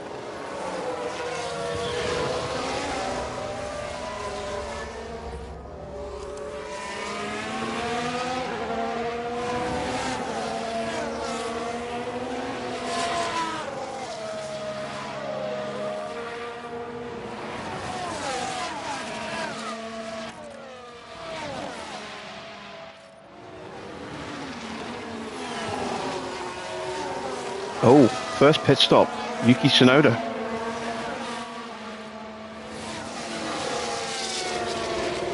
You're having a night off, Anthony. I thought, what happened to all the Bravo and Bluster last night? I've done me quali, I'll do the race tomorrow.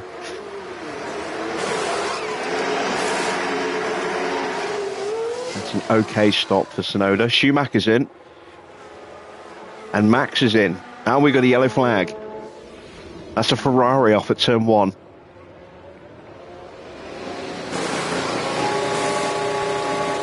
Now we should be able to take a look here. Now this was on the straight. And there's the lockup.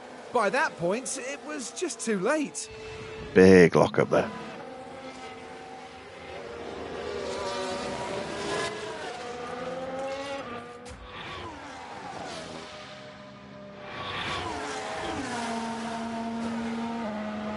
I think I can probably squeeze another lap out of these cars.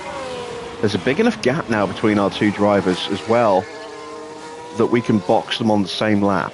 I'm going to go one more lap.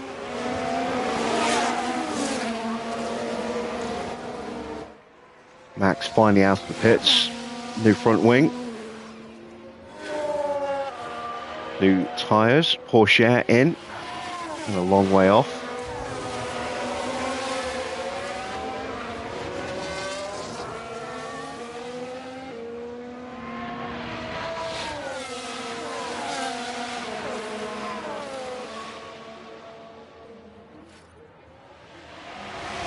Ocon's in now, and Sainz. So this is it. This is the gamble lap.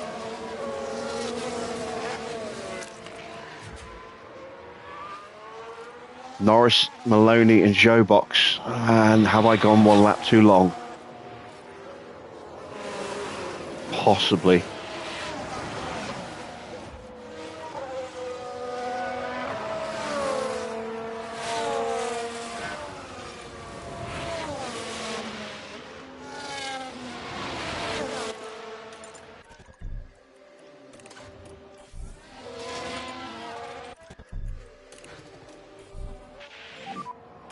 Box.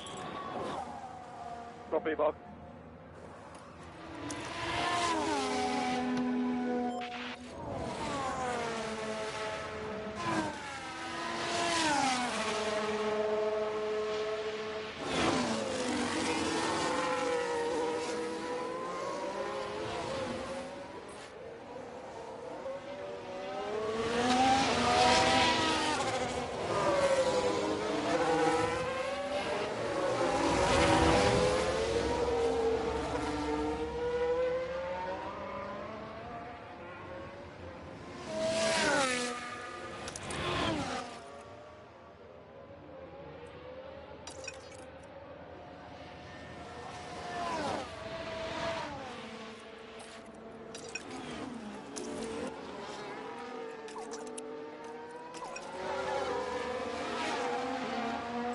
Okay, so we're in at the same time as Gasly.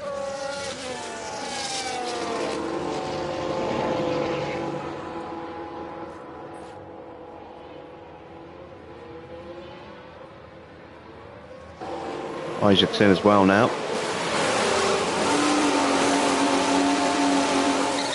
Not a great stop, 3.3 seconds.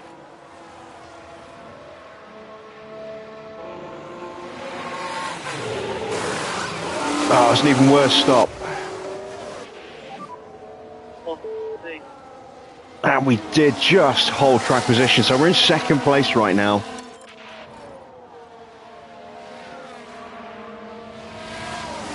DRS is still active. I need that to change. Otherwise, I'm going to lose this position. Turn off, turn off. Isaac's down in 13th. Ah, there we go. DRS is turned off. Woo!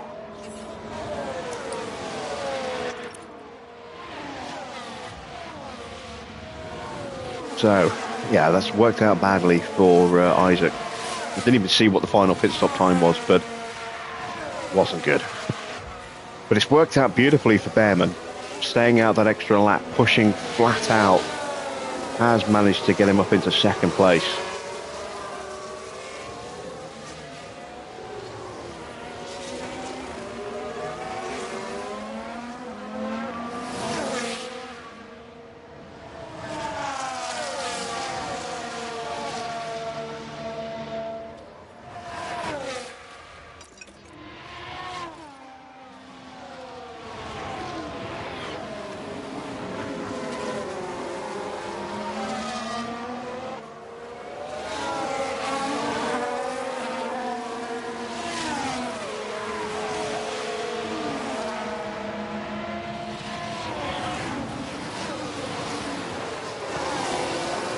I think Gasly will probably run away from us now.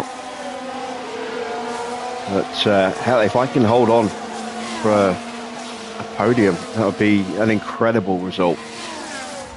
It'd be nice if I can squeeze Isaac into the points.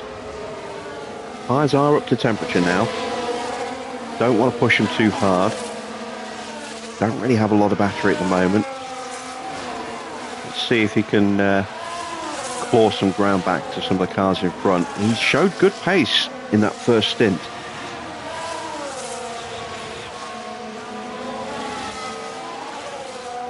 Better than I was expecting.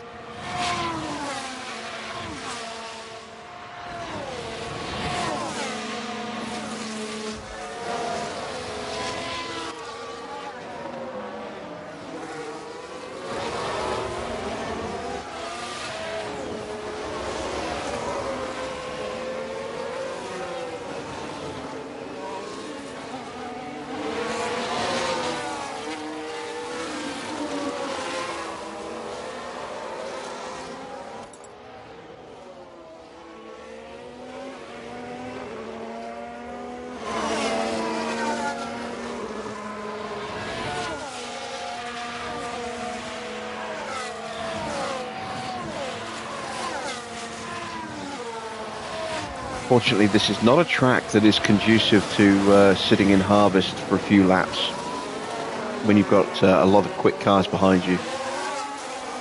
Because the only real places that you can save a lot of battery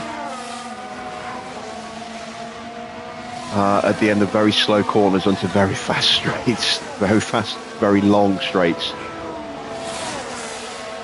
So this corner here, you get a bad launch from here, you're easily a sitting duck into the tight left-hander at the end of this quote-unquote straight. And then again at the end of sector 2, right before the second DRS zone, on that long back straight, you can save a bit of battery there, but you're sitting duck. And then again, coming out of the hairpin at the end of the lap, into the little dog leg, on the run up to the line. Again, you can save a bit of battery there, but it leaves you a sitting duck into turn 1. So I have to just run like this and just hope we can do something. I would like to see if I can close the gap a little bit to Joe. Stop having to drive quite so defensively with Isaac. I think he's quicker than he's going right now because he's having to defend a lot. So if I can break away from Albon, get him into a little bit of clean air, maybe his pace can pick up. So we're doing 136s, high 136s.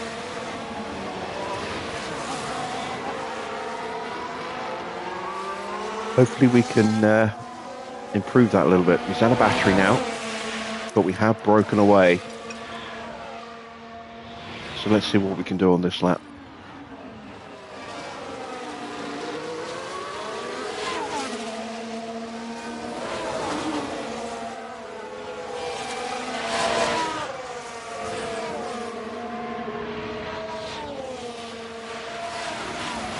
My plan with Behrman is to wait until he's trickle charged enough battery to break away from Ocon and try and get onto Gasly. There will be DRS kicking in briefly in about 5 laps.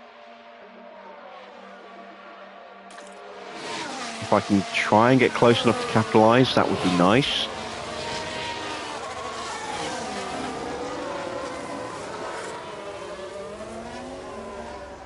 But I'm not taking my drivers out of medium defence.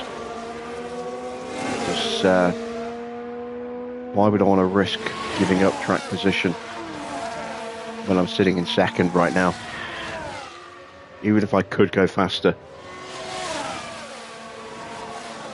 In theory, by not defending and just defending the racing line, it would also leave me vulnerable to those aforementioned dive bomb locations.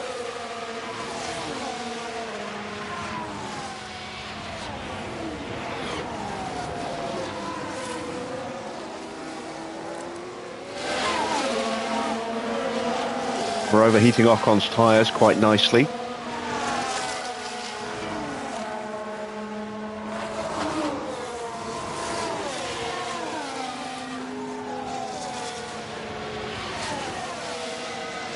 Joe with a push lap. Got himself past Giovinazzi and a second clear. We actually gained about 4/10 on Gio, so hopefully we can keep that trend going. Gasly is lapping about 4/10 quicker than we are.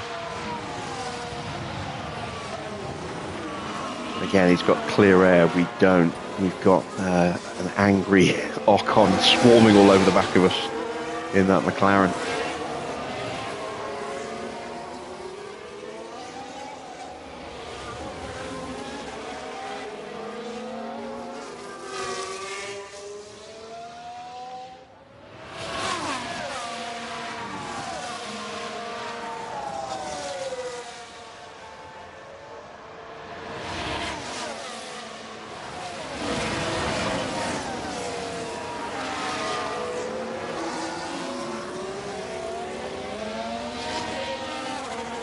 Albon is closing the gap a little bit. We are still closing on Giovinazzi though. So maybe we can move a jar forward a little bit.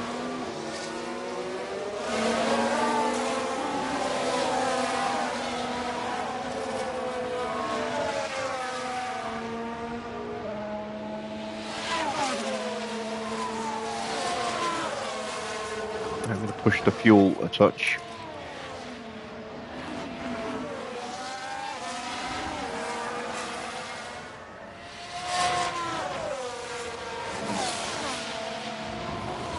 We've got a very fuel efficient engine, so we're going to save fuel very quickly in wet conditions.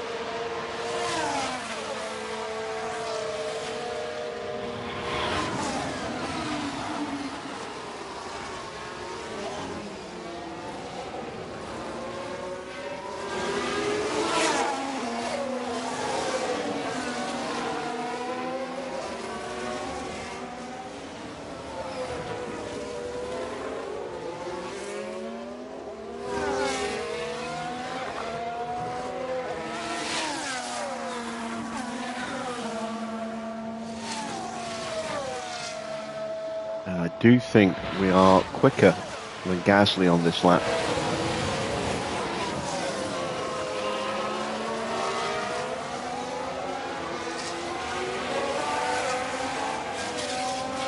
One 370 and 1.368, so we actually gained a couple of tenths.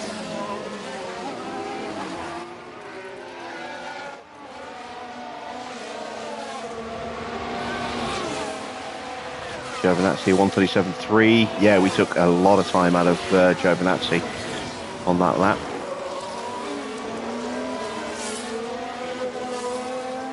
Getting positioned nicely for when the DRS briefly kicks in. I don't think I'm going to be able to challenge Gasly, but I can at least try and hold off Ocon. Give him a little bit more tyre now. I think we need to start getting a little bit quicker. Copy.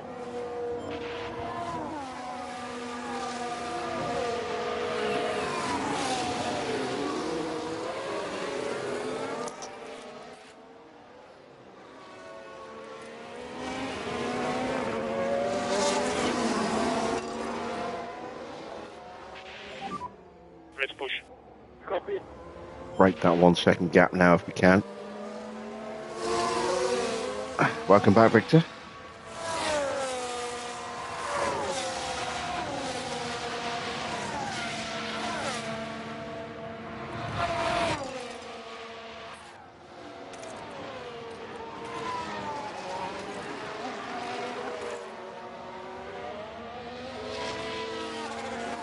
And Yuki has got in front of Ocon.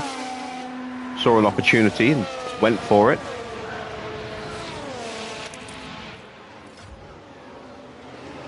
Albon has caught us back up, but we're almost on Gio, and there is the DRS switching back on.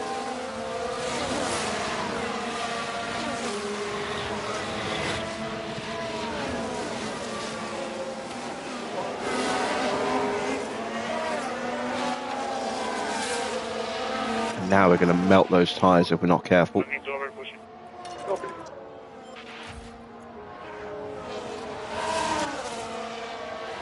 Just need a little bit more grip to get onto Giovinazzi. So close. Otherwise I'm going to be swallowed up by Albon. There we go, I think I got him. Yes, I did. And Yuki's pushed onto me. I don't know if I can hold him back.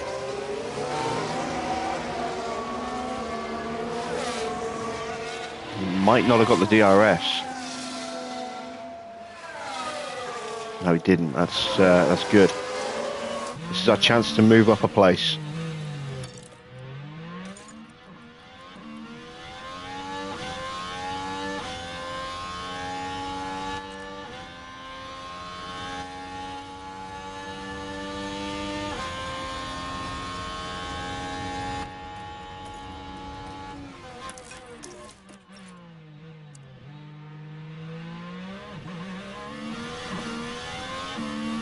Ah, damn it. He's going to get the move done on the inside and with the DRS as well. Bugger.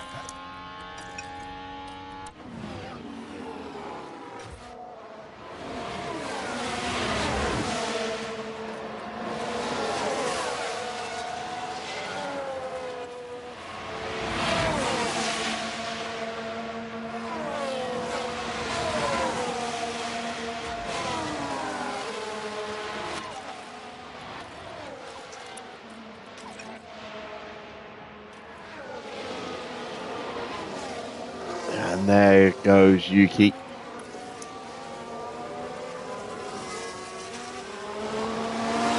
And have the inside for the final part of this sequence.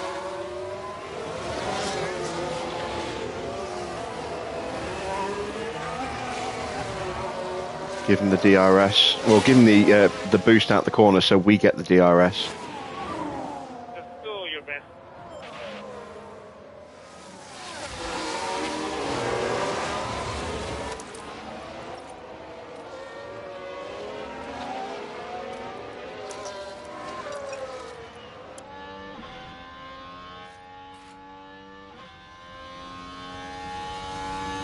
Have another crack at him. This time into turn one.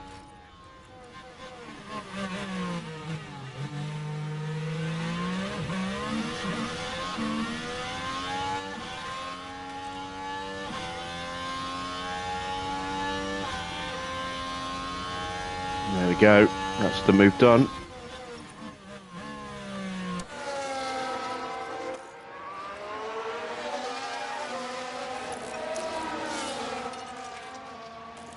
And that puts Isaac into peak confidence. See if he can hang on to that.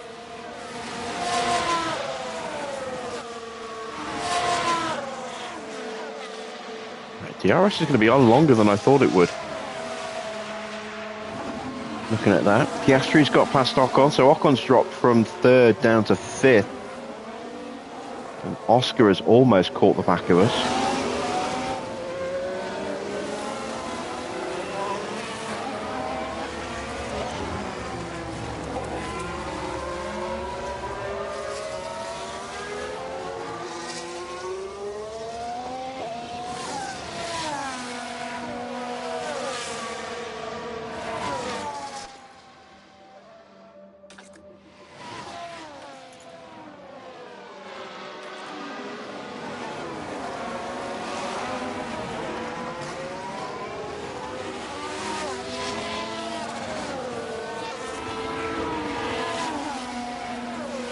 trying to keep these tyre temps under control with the track a little bit too dry for these tyres.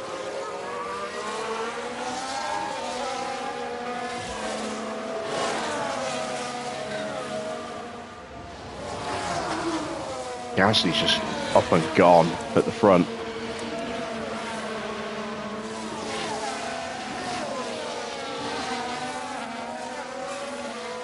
And I can at least try and time this so that I can punch away from Yuki and not give him an opportunity to respond as the DRS switches off again.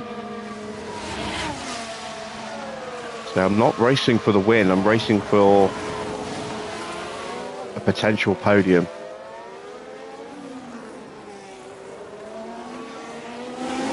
Don't have the out-and-out pace to win this Grand Prix unless something happens to tip things in our favour.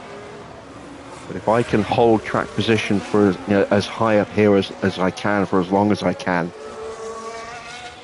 podium would be a phenomenal result tonight. Especially after the disappointment of Baku last night as well.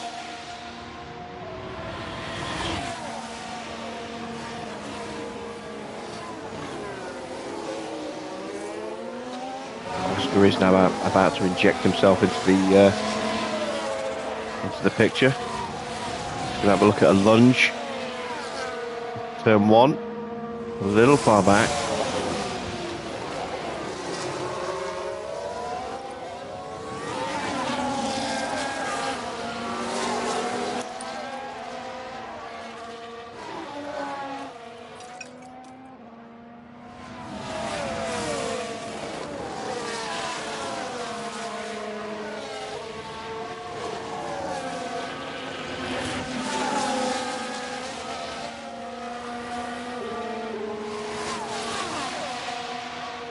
Creeping back up to that 1 mil again. Got to make the move on Tsunoda pretty soon. Oh, and here comes Oscar. And we got boxed in. Can we hold him off? We'll have to go for it now, or else we're going to lose the opportunity completely.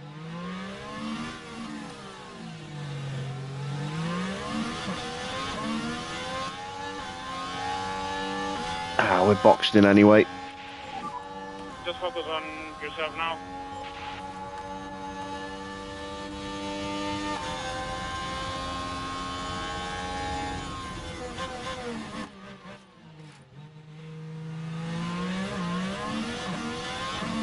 Can I retake the position from Oscar? Damn it, Giovinazzi got through. Oscar is pushing, and there goes the battery.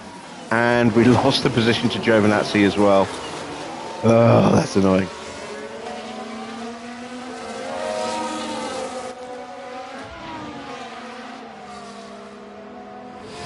Let's stay on Oscar, try and nail him as quick as we can.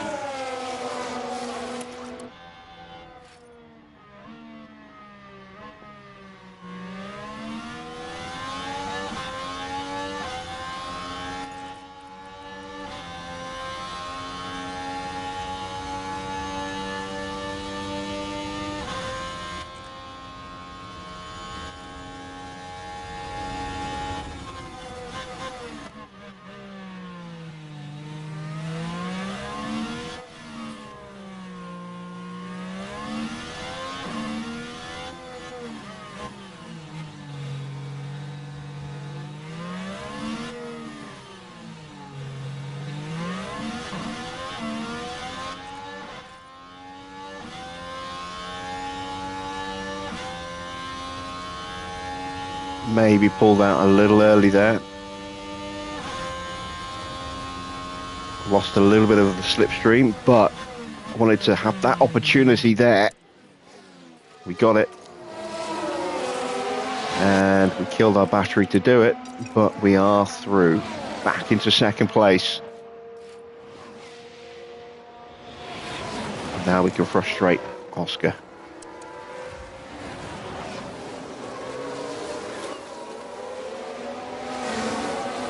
And we might not really be able to do much more with Isaac until the next round of pit stops.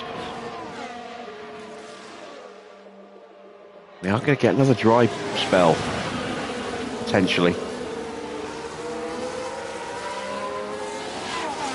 Keep an eye on that. Try and bank a little bit of fuel in the next few laps. Oh, track water's coming down again already. That's not taken long at all.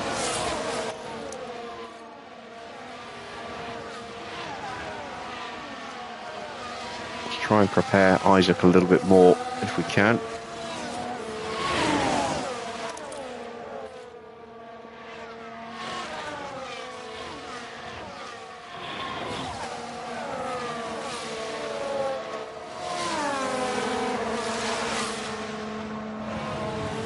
And we have broken away from Sonoda. Oconnor's sights have spaced out a bit. Schumacher's got himself up into 7th place now. Norris not far behind. Leclerc now into the points. And there we go, dry track. We are out of range again. Did we get back in range? I think we might just have done. No, we didn't. We are in range now, though.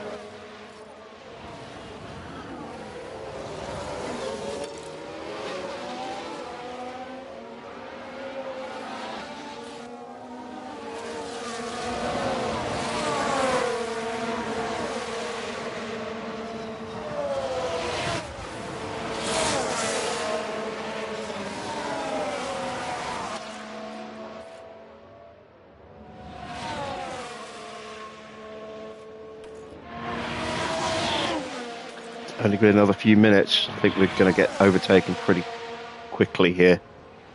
Yes, there he goes.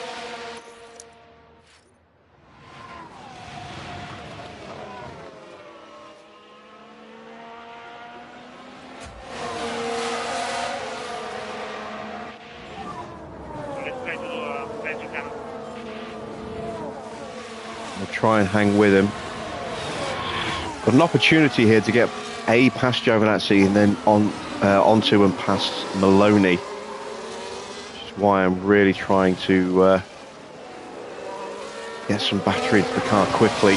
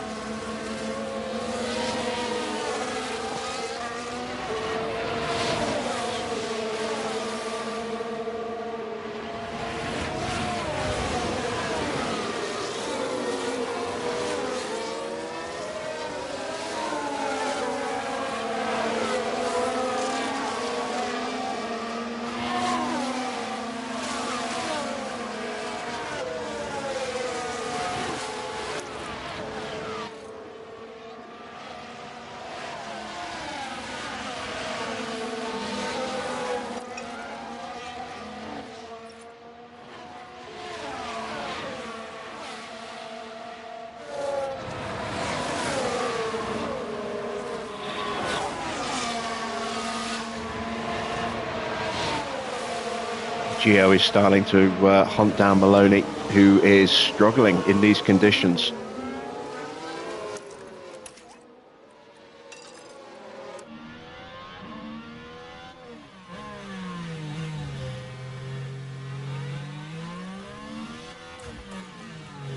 Oh, yellow flag.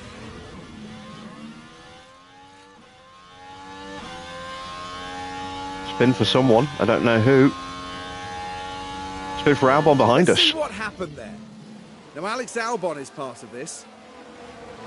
And the control's lost. In the end, just a helpless passenger. That takes the pressure off us, and that holds up Russell and Magnussen as well. There we go, we are through straight onto Maloney.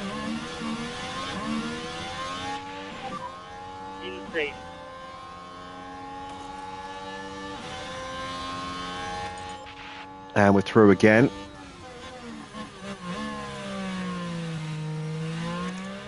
Lovely stuff.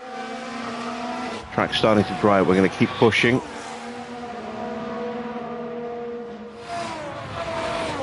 Just keeping an eye on this gap here. Got to time this right. They are looking at potentially dry again very soon. So I'm actually just going to start hammering these tyres. The track's drying up a lot sooner than I was expecting. Try to get him. Get him. If it wasn't for the fact that it was about to go back into the 1 mil range, I would seriously consider boxing early.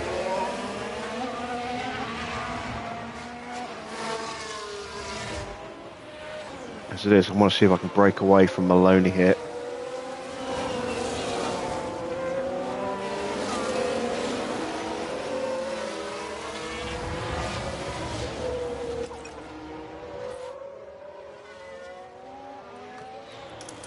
There we go. Mission achieved.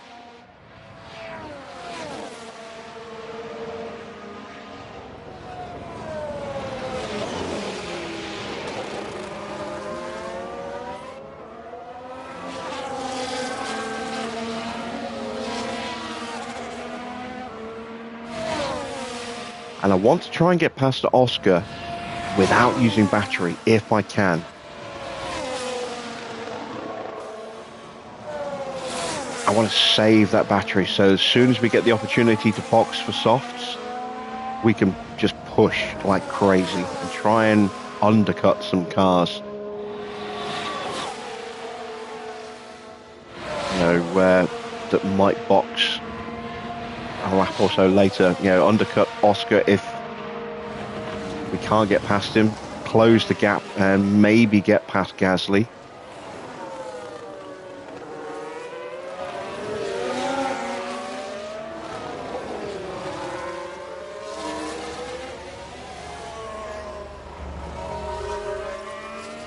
We got the move done.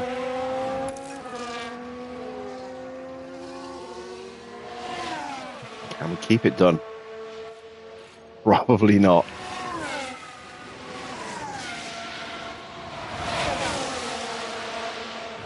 All depends on how well we get around this corner. We get the DRS.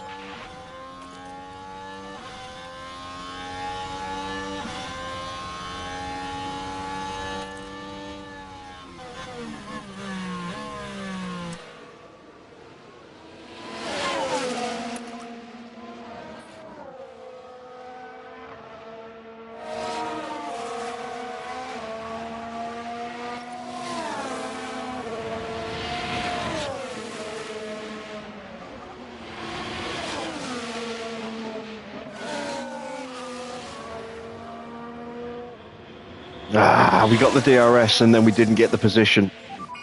Do your best. It's just been turned off.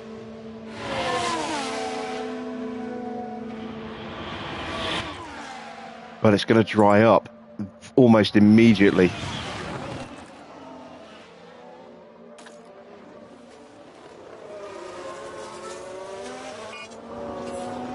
There we go. It's dry again. We're going to get track position.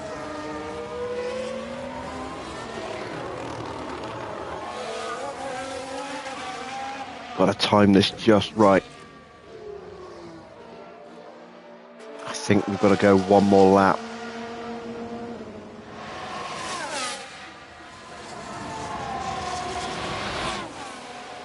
But I'm going to box Isaac this lap. Look how much earlier we're boxing compared to our planned stop.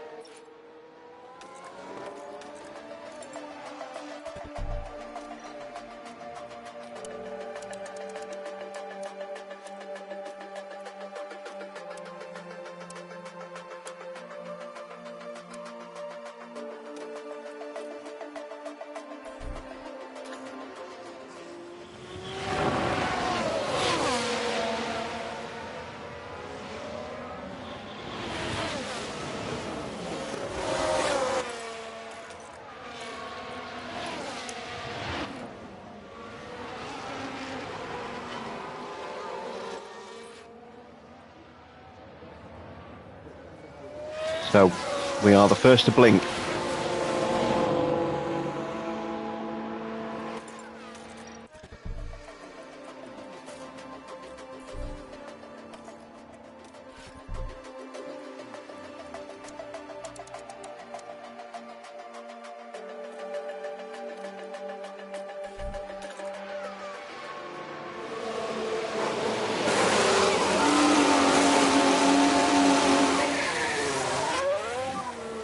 Box. Copy, box. We're in that weird kind of crossover point. It's not quite clear cut which tyre's the best one to be on.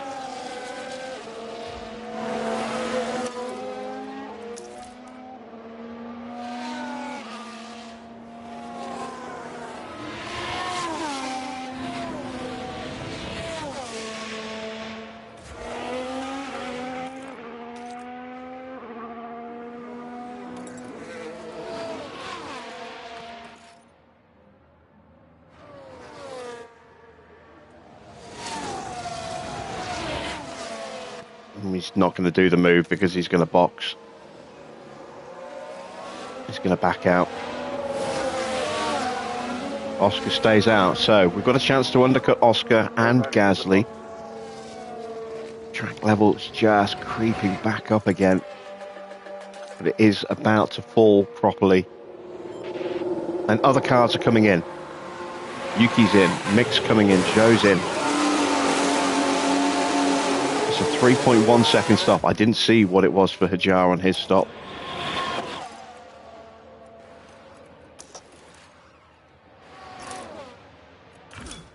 th fastest stop, that's terrible. But this is the lap that we go for it with Ollie.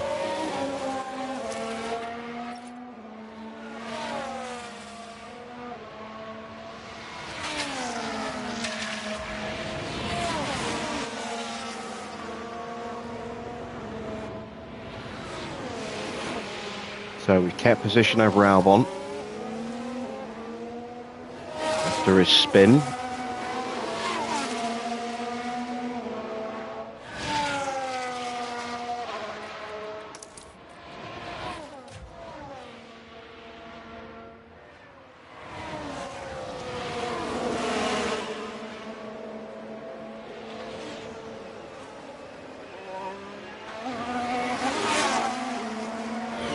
Are the front runners going to box or are they going to stay out? A lot of cars have stayed out. Gasly's in and Oscar's in. I don't think we're going to get the undercut. I don't think we've done enough. I don't think we're even catching Verstappen at the moment.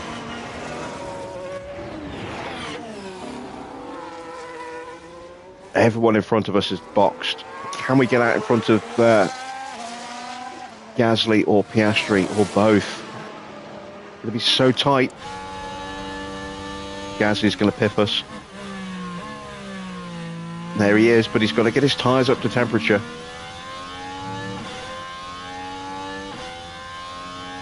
We did get the undercut on Oscar.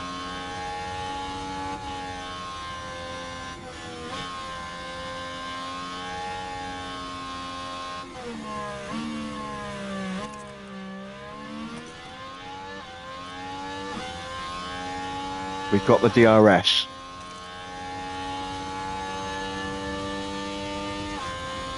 There it is.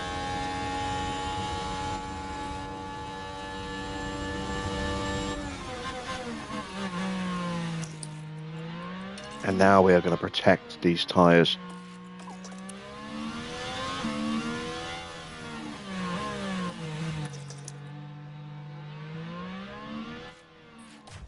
Hajar's up to 11th.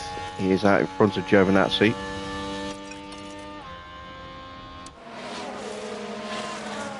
I don't think we're going to stay there for very long though. Oh, yellow flag. Yellows. Copy. Oh, Schumacher's crashed.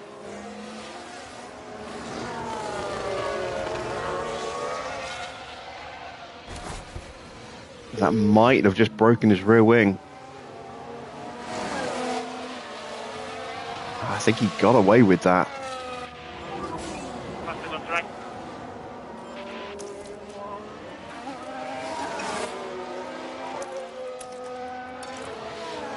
Gasly's going to break away from me. I want to stay with him. I want to Try protect to our go tyres. Copy.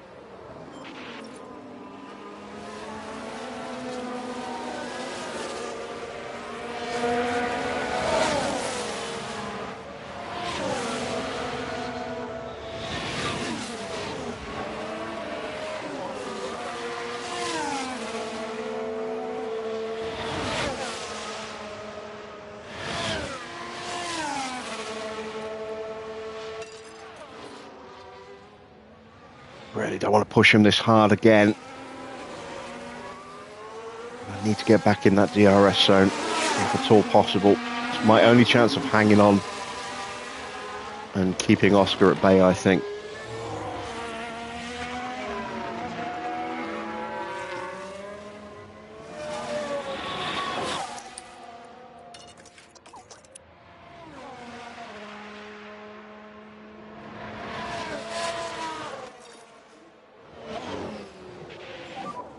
Don't need to overpush it. Copy.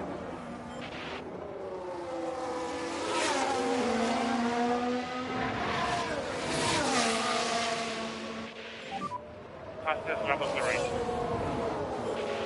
Yeah, we're not keeping that. That's for sure. He's Try off to pick up a again. bit more pace. Just don't think I can stay with him.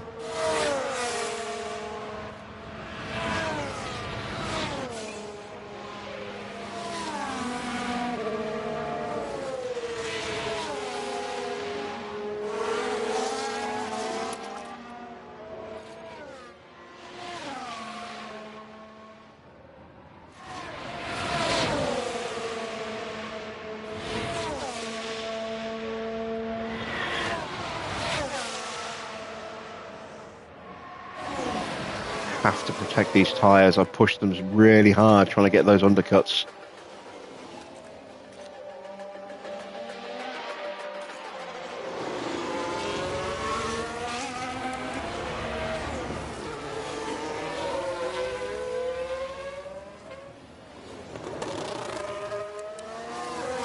That's it, out of battery. There goes Gasly. So any slim chance I had, I think, is pretty much gone for winning this race. But I have managed to open up a bit of a gap to Oscar.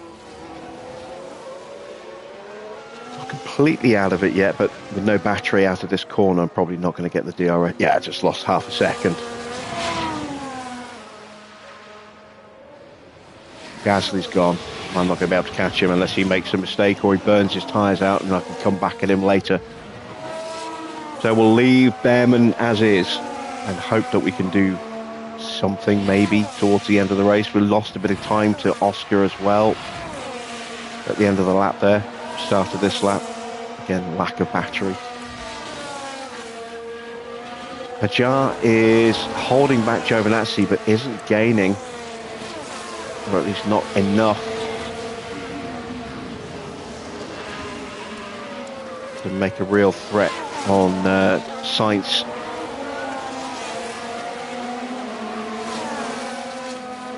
I can't really push the fuel for much longer either.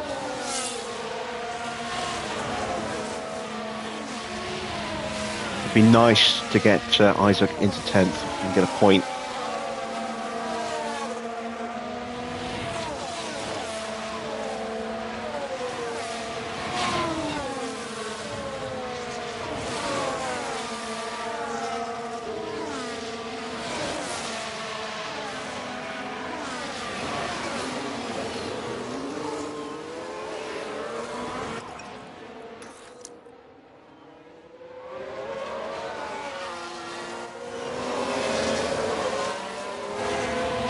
Nervous when we go side by side through that section with someone. Give up the position to get the DRS. And then hopefully get the position back.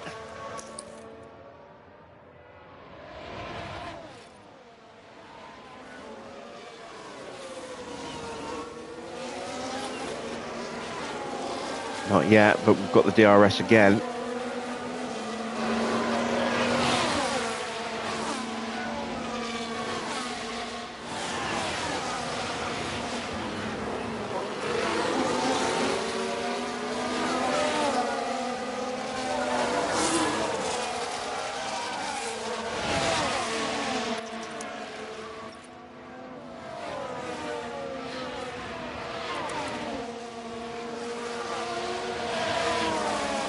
Our tyre deficit is reducing. That's good.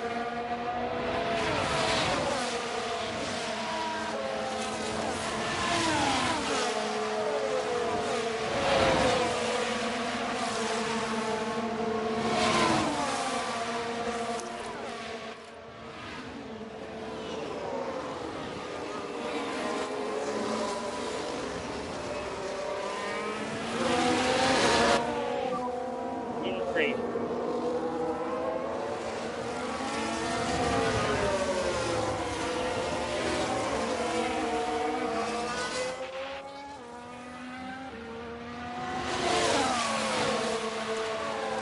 And we're actually keeping pace with Gasly. Well, kind of keeping pace. We're only a couple tenths and a half slower. Gap's holding steady at around 1.5 to 2 seconds.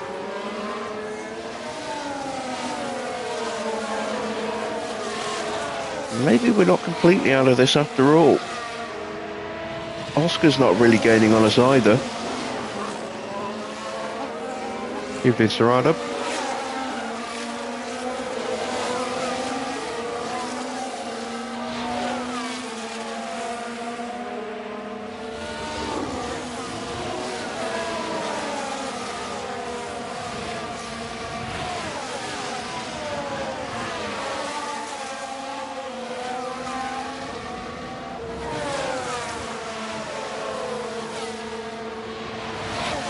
And as I say that, Gasly immediately pulls half a second on us.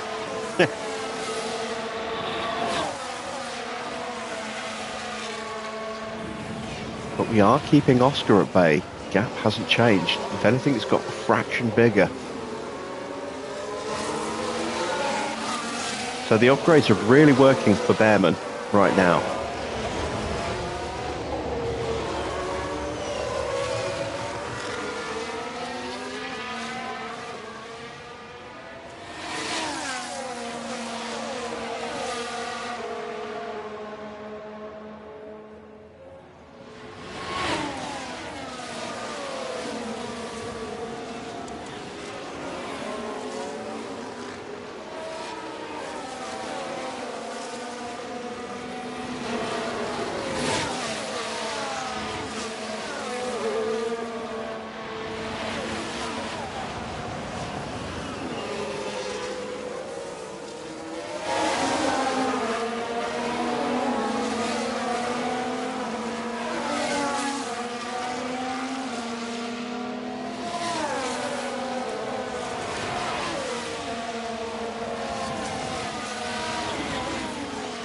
You can see the difference in pace between our two cars though as the race has progressed. Now that is a 30-second gap between the two cars.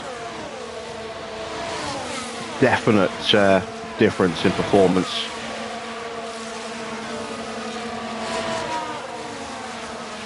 That new rear wing definitely gives us a big improvement, combined with a smaller improvement of the chassis that Isaac still has not been able to get on the car.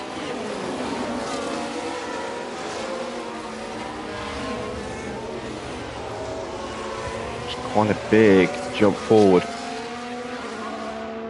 We've got more side pods to come and suspension, I think. And we're going to start a new front wing project after this race as well. And we'll get our first research project underway.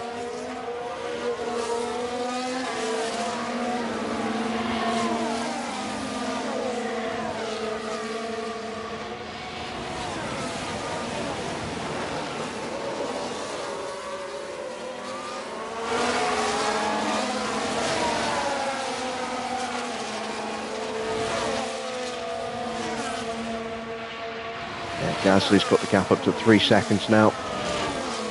He's just too fast for us. Although, he's pushing the tyres harder than we are. Oscar's pushing his tyres about the same pace as us by the look of it, and he is just starting to close it down again. Like 4/10 out of us on that last lap. Sainz's tyres are still looking pretty good. He and Ocon went on to mediums. Maybe they didn't have a set of softs available to go the distance.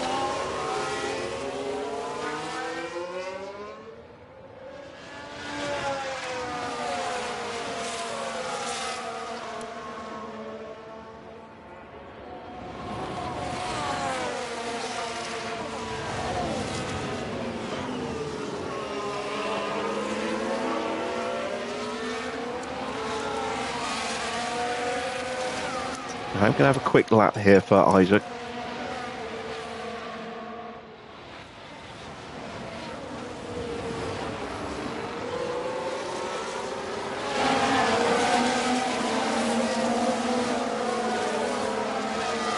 Not going to break away, but if I can reduce the gap to Sainz a bit,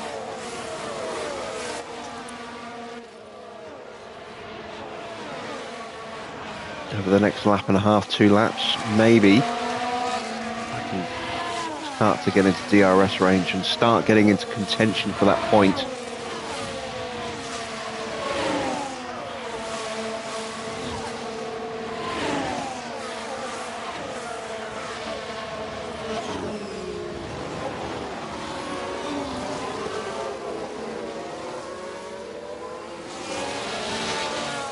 Maybe I am going to break away. It's given full tyre.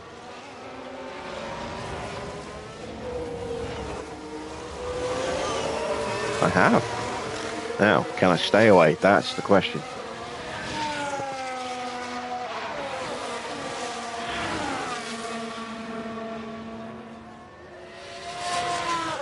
I can push for another half a lap. And then I'll be out of battery.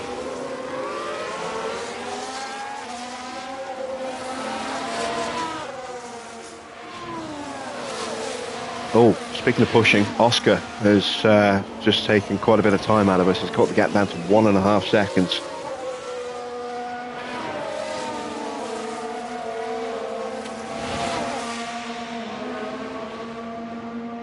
We are definitely on for a podium finish. Just a question of which step we're going to finish on.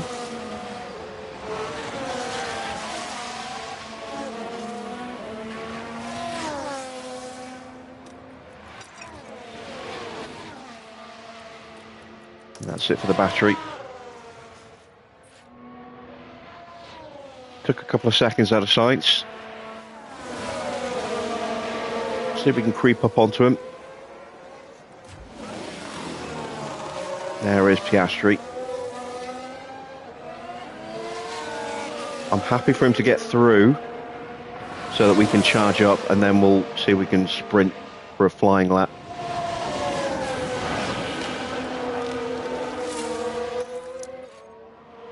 Maybe Oscar's got enough pace to go after Gasly, and that would bring us into contention for maybe the top step.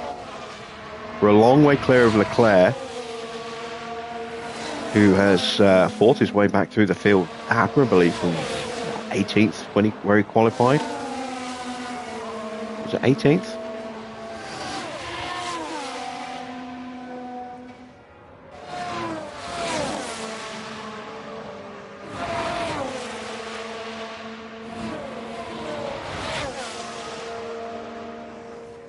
And Piastri is going after Gasly, and we are going with him as a result.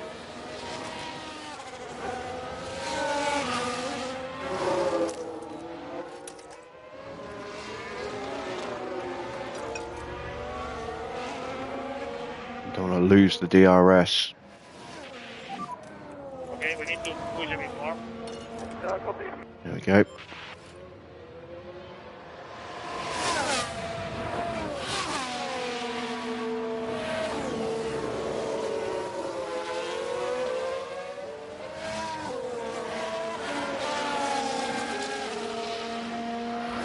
There we go. We've now got a 3-car train.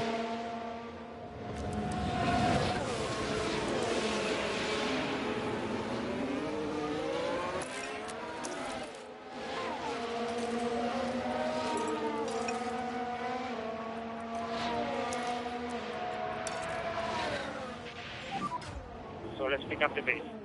Copy.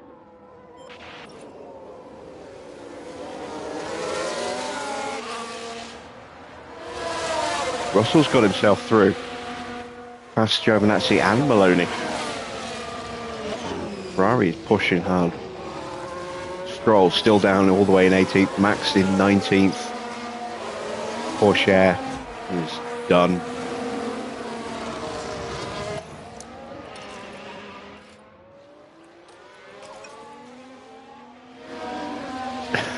Oscar has come alive in these last couple of races.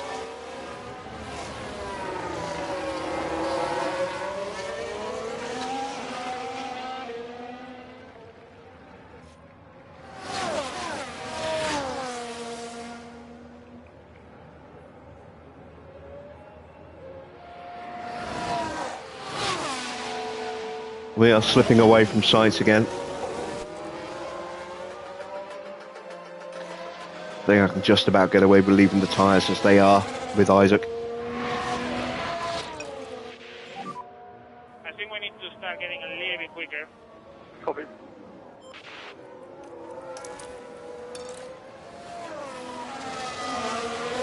Just trying to balance charging with staying with. Hoping Oscar's going to slow down again now that he's got through. As Ocon gets past Schumacher. Those two side by side, I think. Yep, Mick has to back out.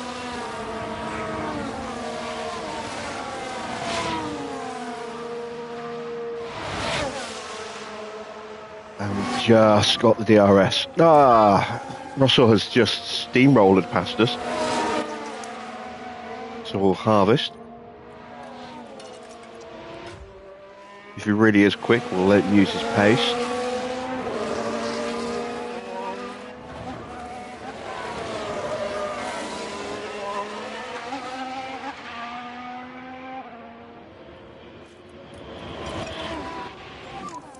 I need to overpush it.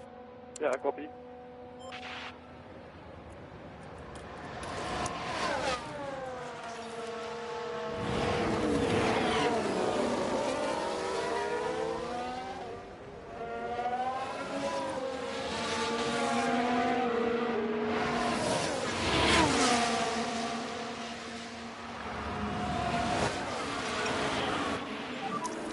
I'm trying to go faster. Copy. I'm just saving whatever I can, wherever I can at this point, just to give us any kind of chance.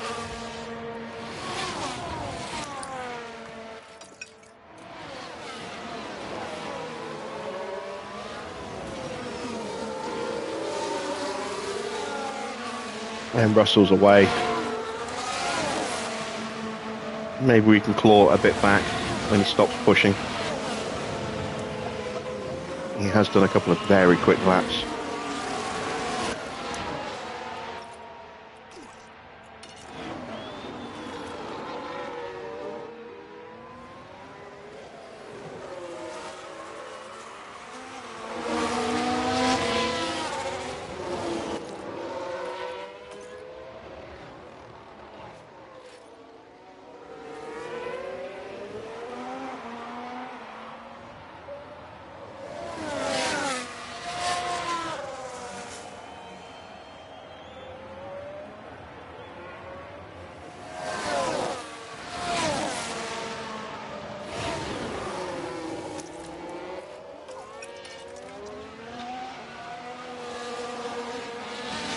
Oh, did I just lose the DRS? I did. Ah, that wasn't clever. Try to pick up a bit more pace.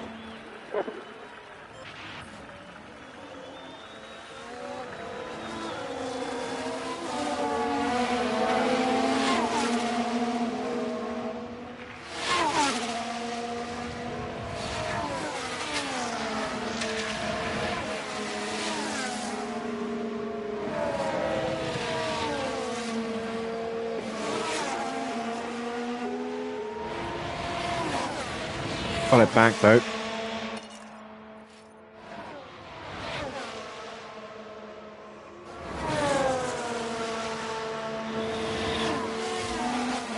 Jar has just about got himself back in range of George. George can close the gap up to Sainz, and we can go with him. We're still on for a point maybe with Isaac. Still a fair bit to play for.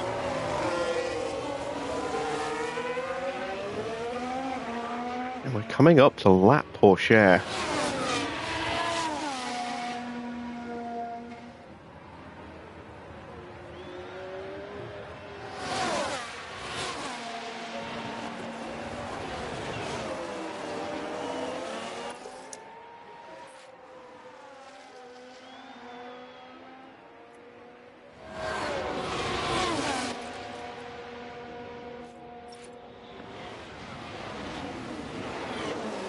Don't really use that much battery here in this first sector. Not until the exit of the sweepers.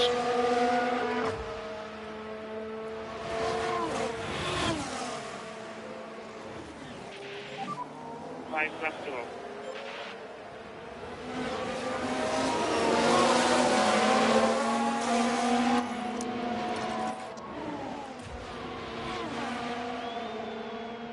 Five laps. Oscar's tyres are going to start to struggle very soon. It's going to be advantage Gasly, and then we'll see what we can do.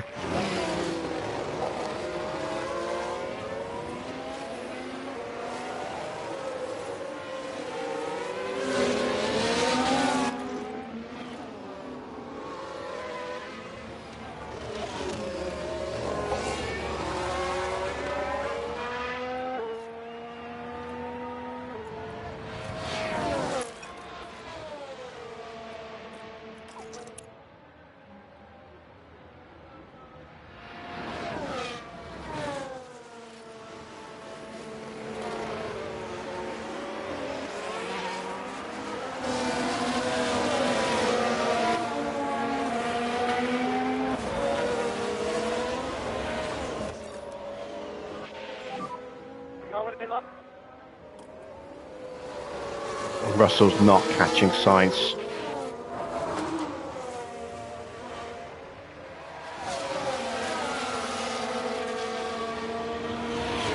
So maybe 10th is just a little bit too far away.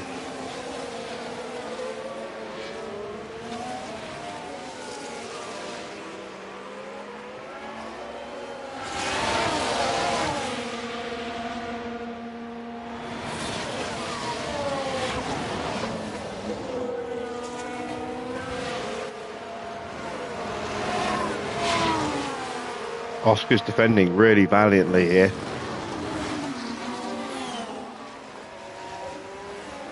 We need to start thinking about making a move on Gasly.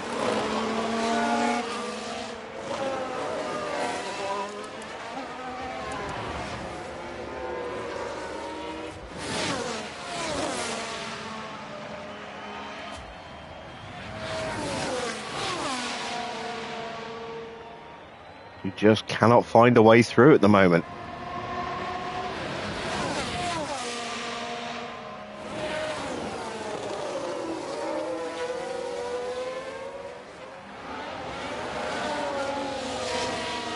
Three laps to go and we are in the picture.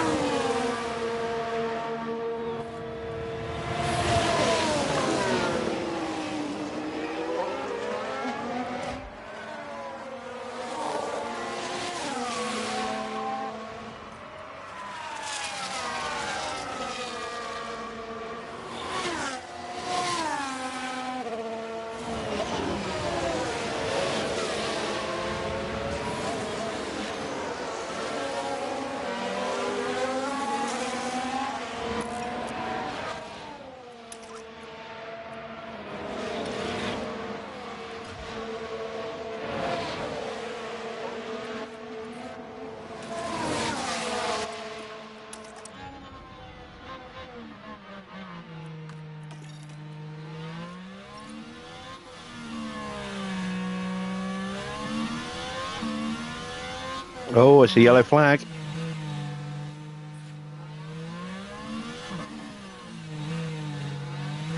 We've got a yellow flag here. Yellows, yellows. Let's take a closer look. Look at the Mercedes. And round they spin. And That doesn't really do anything to help us. Today. Belajac's a long way off, and Gasly is now finally in a position to have a look. Okay, we need to push a bit more. Copy.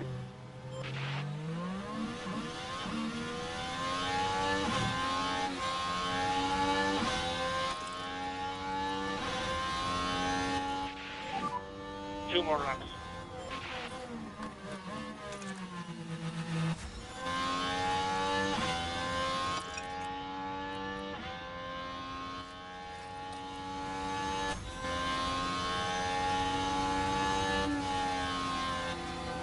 I need to get past one of these cars this lap.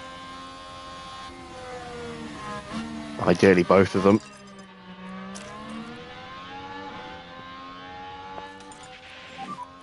Try to get him. Get him.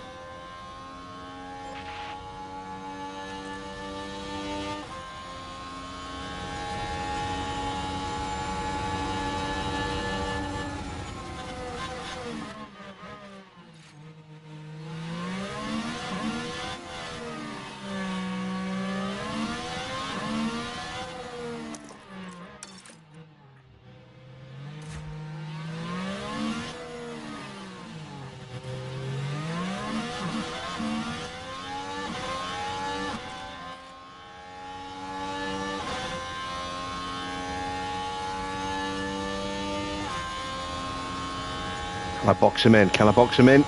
I can. Can I get them both? Oh, not quite.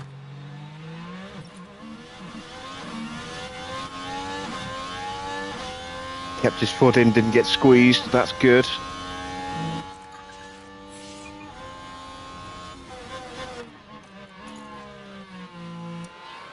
Can we pull off another last lap win? That would be incredible if we can.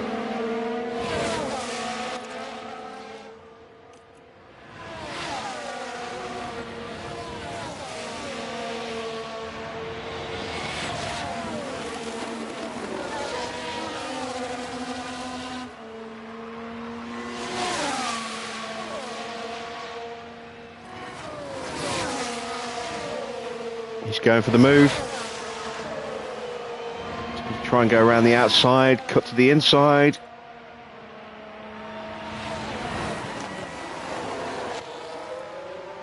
All right, so it's going to be a drag race.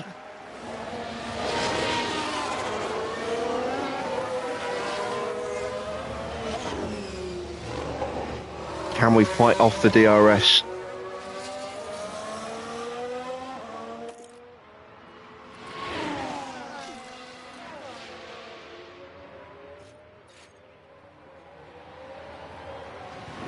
Yes, we can. It's going to be win number 2 for Ollie Behrman. And that upgrade package that we've got on the car has worked a treat. Again, we've been quite lucky with the way that the rain stopped earlier than planned, enabled us to play that clever game with the tyres, looking after them, trying to stay close and exploiting an advantage of grip at the end. But that's win number 2. This season is very unpredictable. Very unpredictable. And Hajar will come home in 11th. Couldn't quite get him into the points, but I'll certainly take 11th place.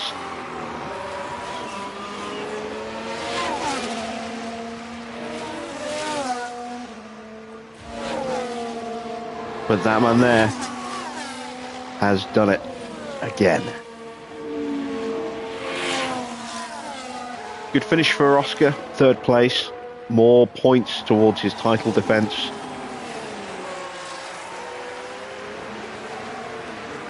Schumacher finishing 5th as well, and with Verstappen all the way down in 17th. A good point-scoring afternoon for AlphaTauri as they try and defend their Constructors' Championship as well. But that has pretty much guaranteed we are going to pass our season objective. Ollie Behrman has scored 51 points now this season. That is incredible. Wasn't that a fantastic drive from the Alfa Romeo driver? That was a really well-executed race, I thought. Major credit to the driver, the pit wall, and the whole team for that win. That makes it all worth it, doesn't it? Seeing your team ready to share the celebrations. So then, Karun, in terms of the Alfa Romeo team, how will they be feeling after that? They'll be absolutely delighted to have picked up the win here. What a great outcome that is for the team. And with that, our weekend in Miami now draws to a close. Now the teams will be looking ahead to Imola, where the season progresses with the Emilia-Romagna Grand Prix. Get ready for some fierce competition. So there we go then, confirmation of the final result. Ollie Behrman takes his second win of the season after just 5 races. It's incredible. We couldn't get the fastest lap in the end. Joe got us by half a second. Well, a little bit more than half a second in the end. But I don't really care about that. I thought, a podium would be a really good finish tonight. I thought Gasly was too quick for us, and for a long time he was, but it was Oscar, of all people, who actually made that win possible for us.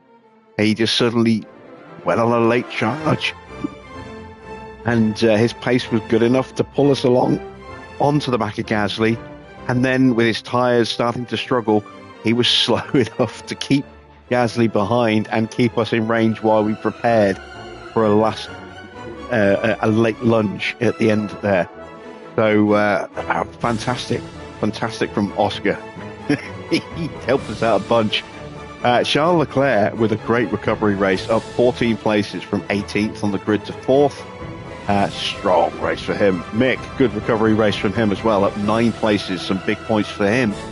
Ocon down 3, he faded a bit in that final stint. Good race for Joe, up 5 places and with the fastest lap as well, 7 more points for him and Mercedes. Yuki down a couple, Lando up 4. Sainz, disappointment for him in the end, dropping down to 10th place. Just didn't quite make it work tonight. A little bit lower down, you see Isaac dropping down 7 places to finish in 11th. Didn't really have hopes for Isaac in this race. He's still running a lot of Spec 1 parts. But I will take 7th. I'll take 11th. It's not too bad. George up 3 places. A late charge from him to move up past Haas and Williams. And missed out on points in the end. Maloney down 4 places, finished in 13th. Decent race for Magnussen. Albon up a couple of places. Terrible race for Giovinazzi. Verstappen had a bit of a shocker. Qualified in 11th. Was running okay, then hit Porsche, got a penalty, broke his wing. Didn't change it for ages. Porsche took on quite a bit of damage for the collision, and was never in contention for climbing back up the order as a result. And a disappointing race for Stroll. Didn't qualify well, didn't race well, finished very badly. Only ahead of rookie Vladimir Belajax. Take a look at the driver's standings. Charles Leclerc holds on to his lead. Ollie Behrman moves up 4 places into second. 40 points behind Charles Leclerc, though. But matching him 4 wins. 2 wins, 3 podiums.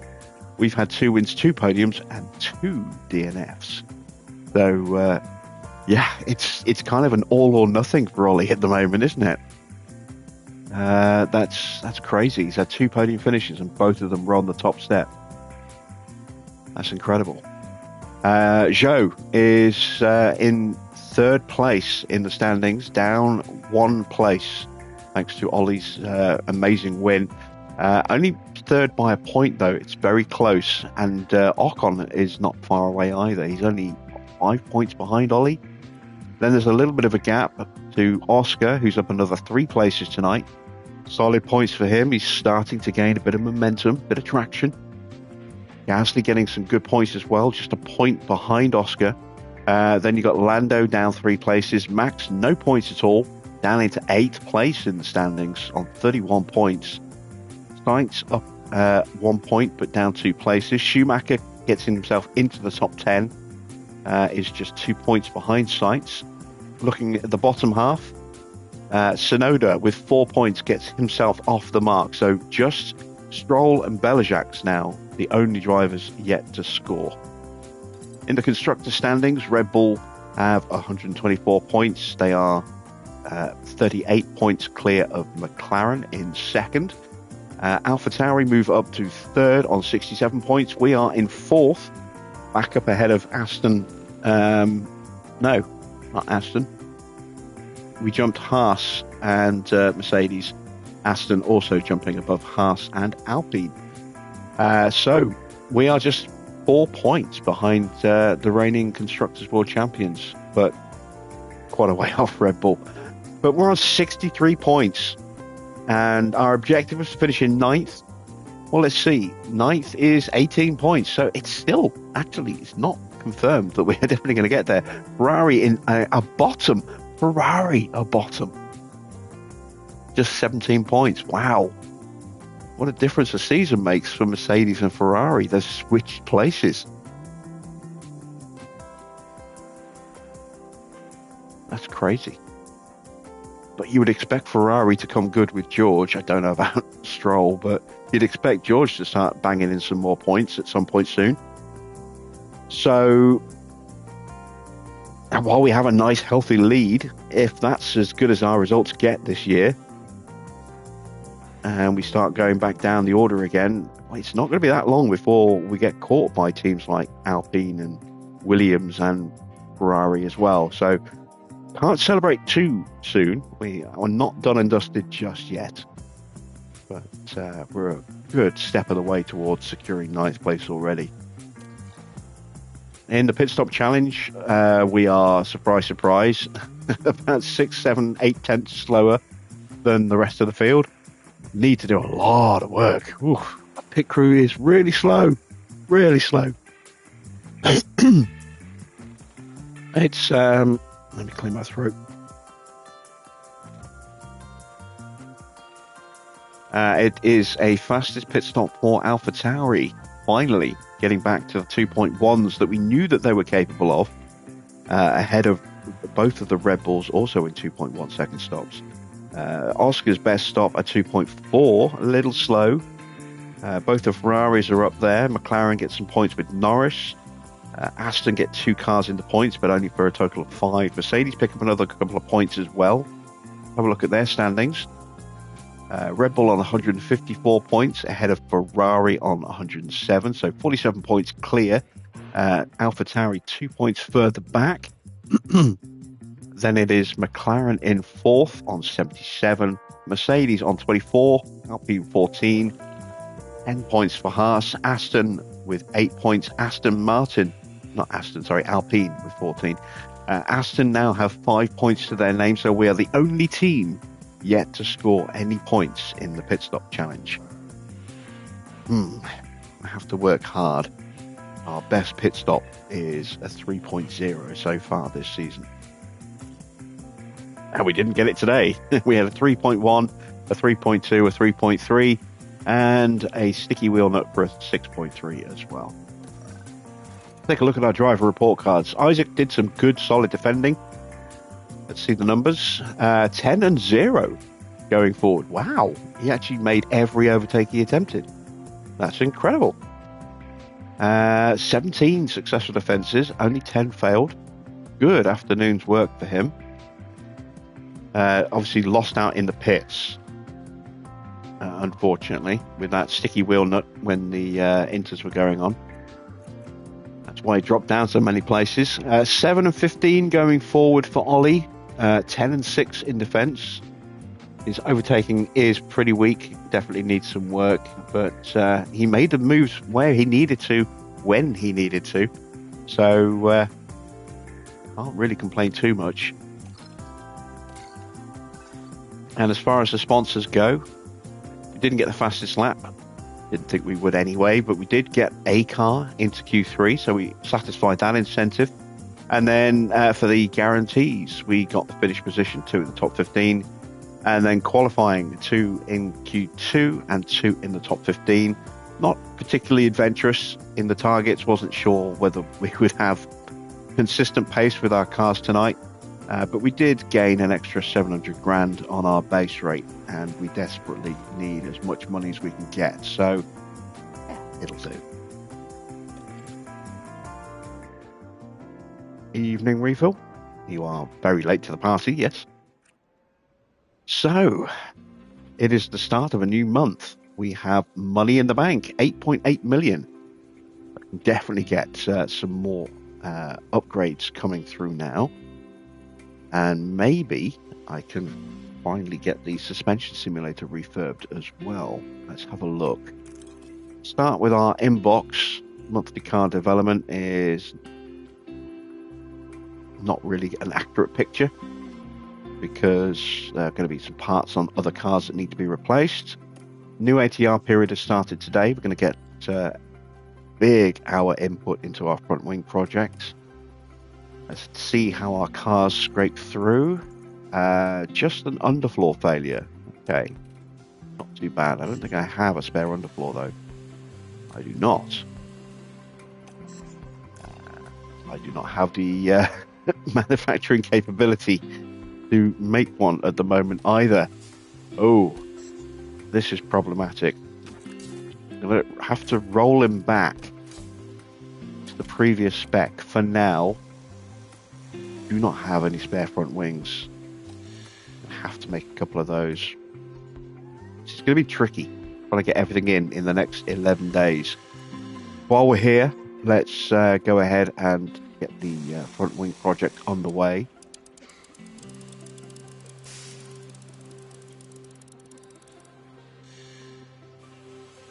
In fact, before I do that, let me have a look at our front wing in the warehouse. See where the areas are particularly weak. Medium and high speed are the weak areas, and the airflow is pretty bad as well. Okay. So, it gives us an idea where we need to focus a little bit more of our efforts.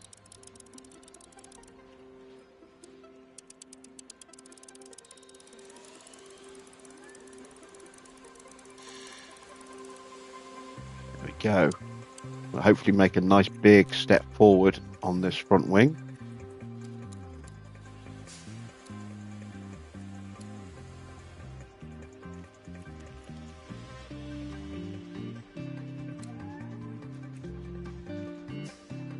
Airflow is going to get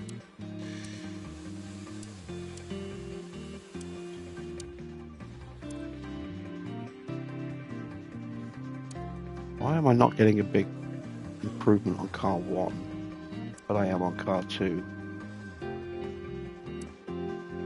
Maybe it's just because I've improved the airflow on the other car. It's very odd.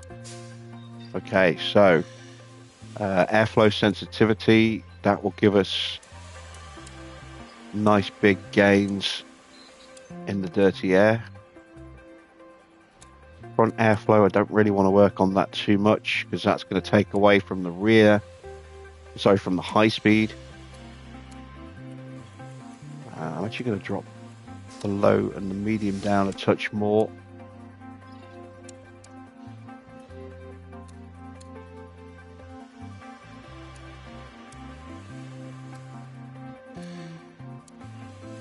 There we go. And now let's take a little bit of life out of that front wing.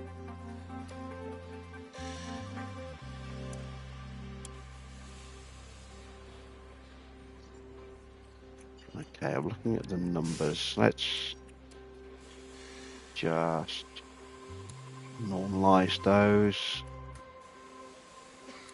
Tweak the front slightly. I'm pretty happy with that. Yeah, we'll go with that. Okay. This is going to be an intense build. Spielberg is the target for these front wings. It's 53 days away, so that we're going to need at least 3. They are going to take 3 days each, so we're going to need 9 days. Oh, why not? We'll have to go 2 engineers just to be safe. I need at least 3, preferably 4, because it's a sprint weekend at Spielberg. So we will go 2 engineers on that one. Go. Evening, Clark. And you know what? I might be able to get another project underway if instead of doing some research. What else is still spec 1? Is it the suspension? Might be the suspension. It is. The suspension's still spec 1. So let's get an intense suspension build. Oh no, we've got one going through. Alright, in that case,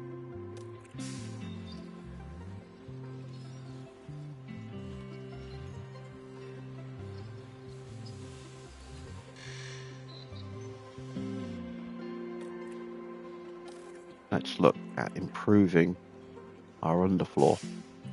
You see, we've already got really good, solid base rate numbers here because we dumped all of our hours and an intense build into the first one. So that on its own is quite a significant upgrade. Now you can see the downforce improvements, but we want to improve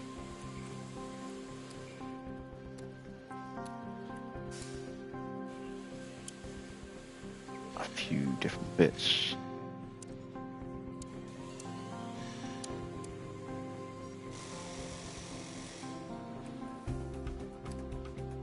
We take the life down a bit more.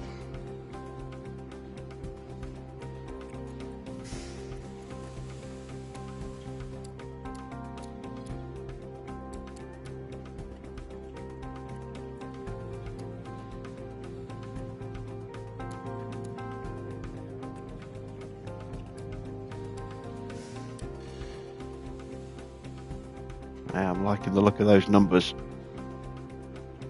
So we'll go with that. This will be a normal build.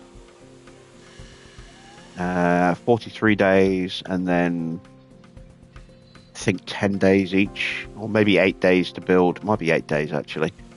So we're going to need 16 days before after development to manufacture at least 2. I don't know if we'll have them in time for Spielberg. That's 10 days, 14 days. Let's go with 3 engineers. Try and put together a nice upgrade package for Spielberg. There we go. So, new underfloor and front wing will be ready for Spielberg. The suspension is going to be ready, hopefully for Montreal. I don't think we're going to get it in time for Barcelona. Maybe one car. That is a 10-day job, I think, to build. So I think we're looking at Montreal for the suspension. But that'll give us a nice little upgrade package over a period of 2 races. New suspension, new underfloor, new front wing. That will do quite nicely. All right.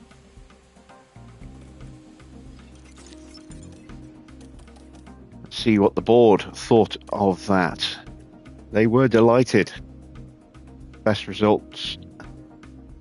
2 wins, Jeddah and Miami. Delighted with both. Satisfied is our worst result so far. We've already hit the points 3 times this season. So we are 25% of our way through our long-term objective, which is nice.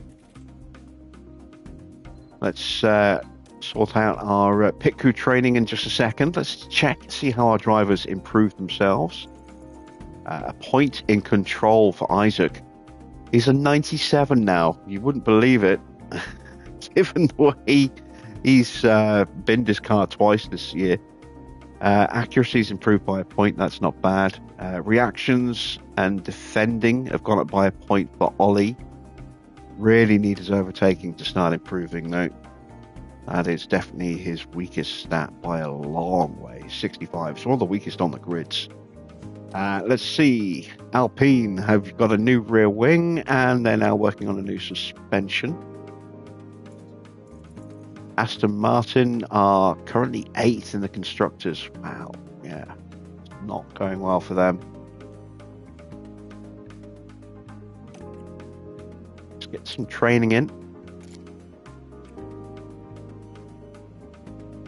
I'm going to give them the Monday off, and I'm going to spend the week trying to focus on speed training, I think. Prepared to let car building slip this month, because there are other areas that need our attention a little bit more.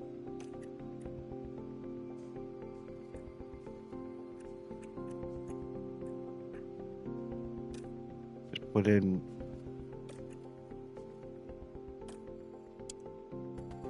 a little bit of pit stop drills.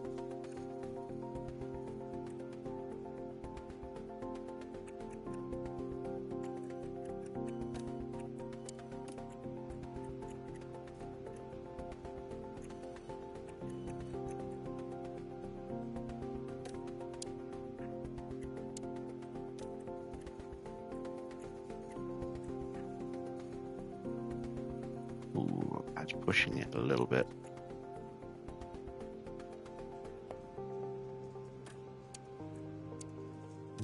Does it improve if I give them that day off, I wonder? Probably not. 38%.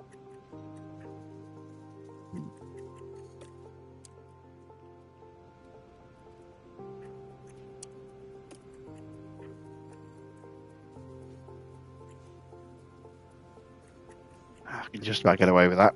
And then we'll go on to our usual split training program. Finish the month off. There we go. Still need more in terms of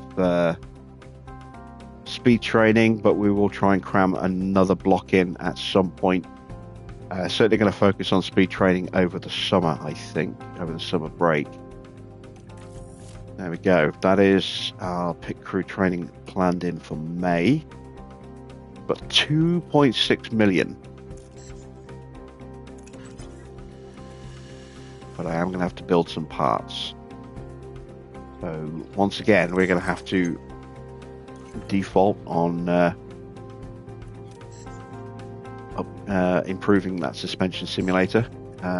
Race sim needs to be improved. I forgot about that. That's a 2 mil refurb. Could do that, but I'm not confident I've got enough cash. We'll come back to that in a moment.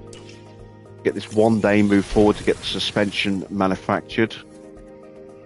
There we go. We've got one spare suspension now. So I need an underfloor.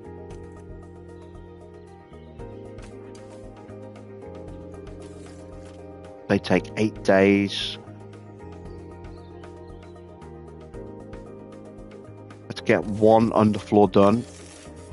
And then we'll put a couple of front wings in after that.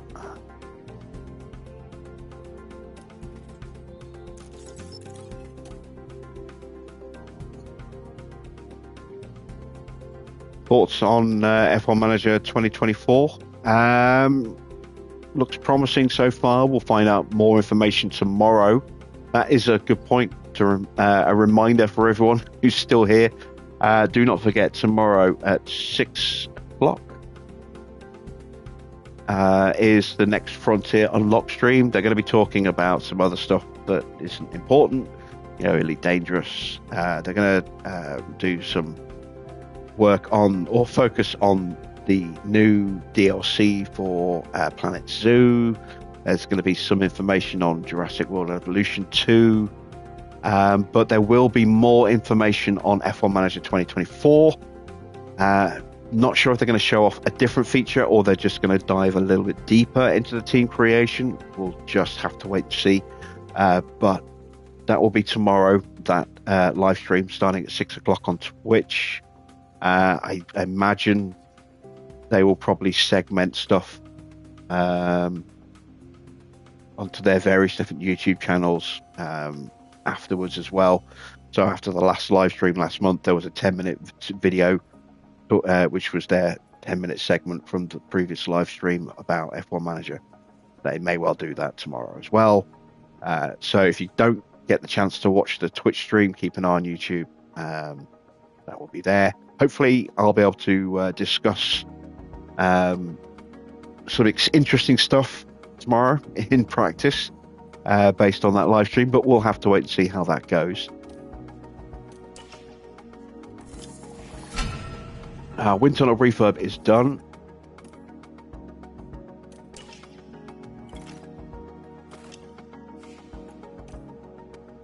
I know we're short on front wings. Rear wings are done. So, I've got enough to now install that onto Isaac's car. You can see how much of an improvement that gave. 25 or 0.25 kilometers improved acceleration, 5% improvement in DRS, decent improvement in cornering, and a 2% improvement in dirty air. Obviously, Ollie was running that tonight, which is why he was able to do quite well. Isaac didn't have that. He will have that now for Imola, which is tomorrow's race. Let's see. Do I have the chassis? Yes, I do. We can now put that on the car as well. Excellent stuff. On the same front wing, they're on the same rear wing now, still on the same side pod. Underfloor is on its way. Suspension. Yeah, that's a big hit to drop down in terms of downforce levels. So we definitely need that extra underfloor, which is a couple of days away. Can't wait for the one after that. That's going to be very, very nice. New side pod design is done. Can't start the manufacturing process till after Imola though. Oh no, actually I can. We've got enough slots. So let's go ahead and build 2 front wings. And let's go ahead and build 2 new side pods.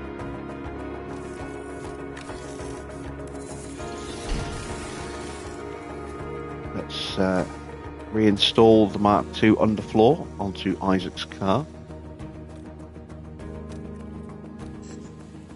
So medium risk on the side pods and medium risk on the side pods. They are going to break possibly before I can actually get the new ones built. Hopefully not. We shall see. Right, 2 days till race day. There we go. Oh, we got tension.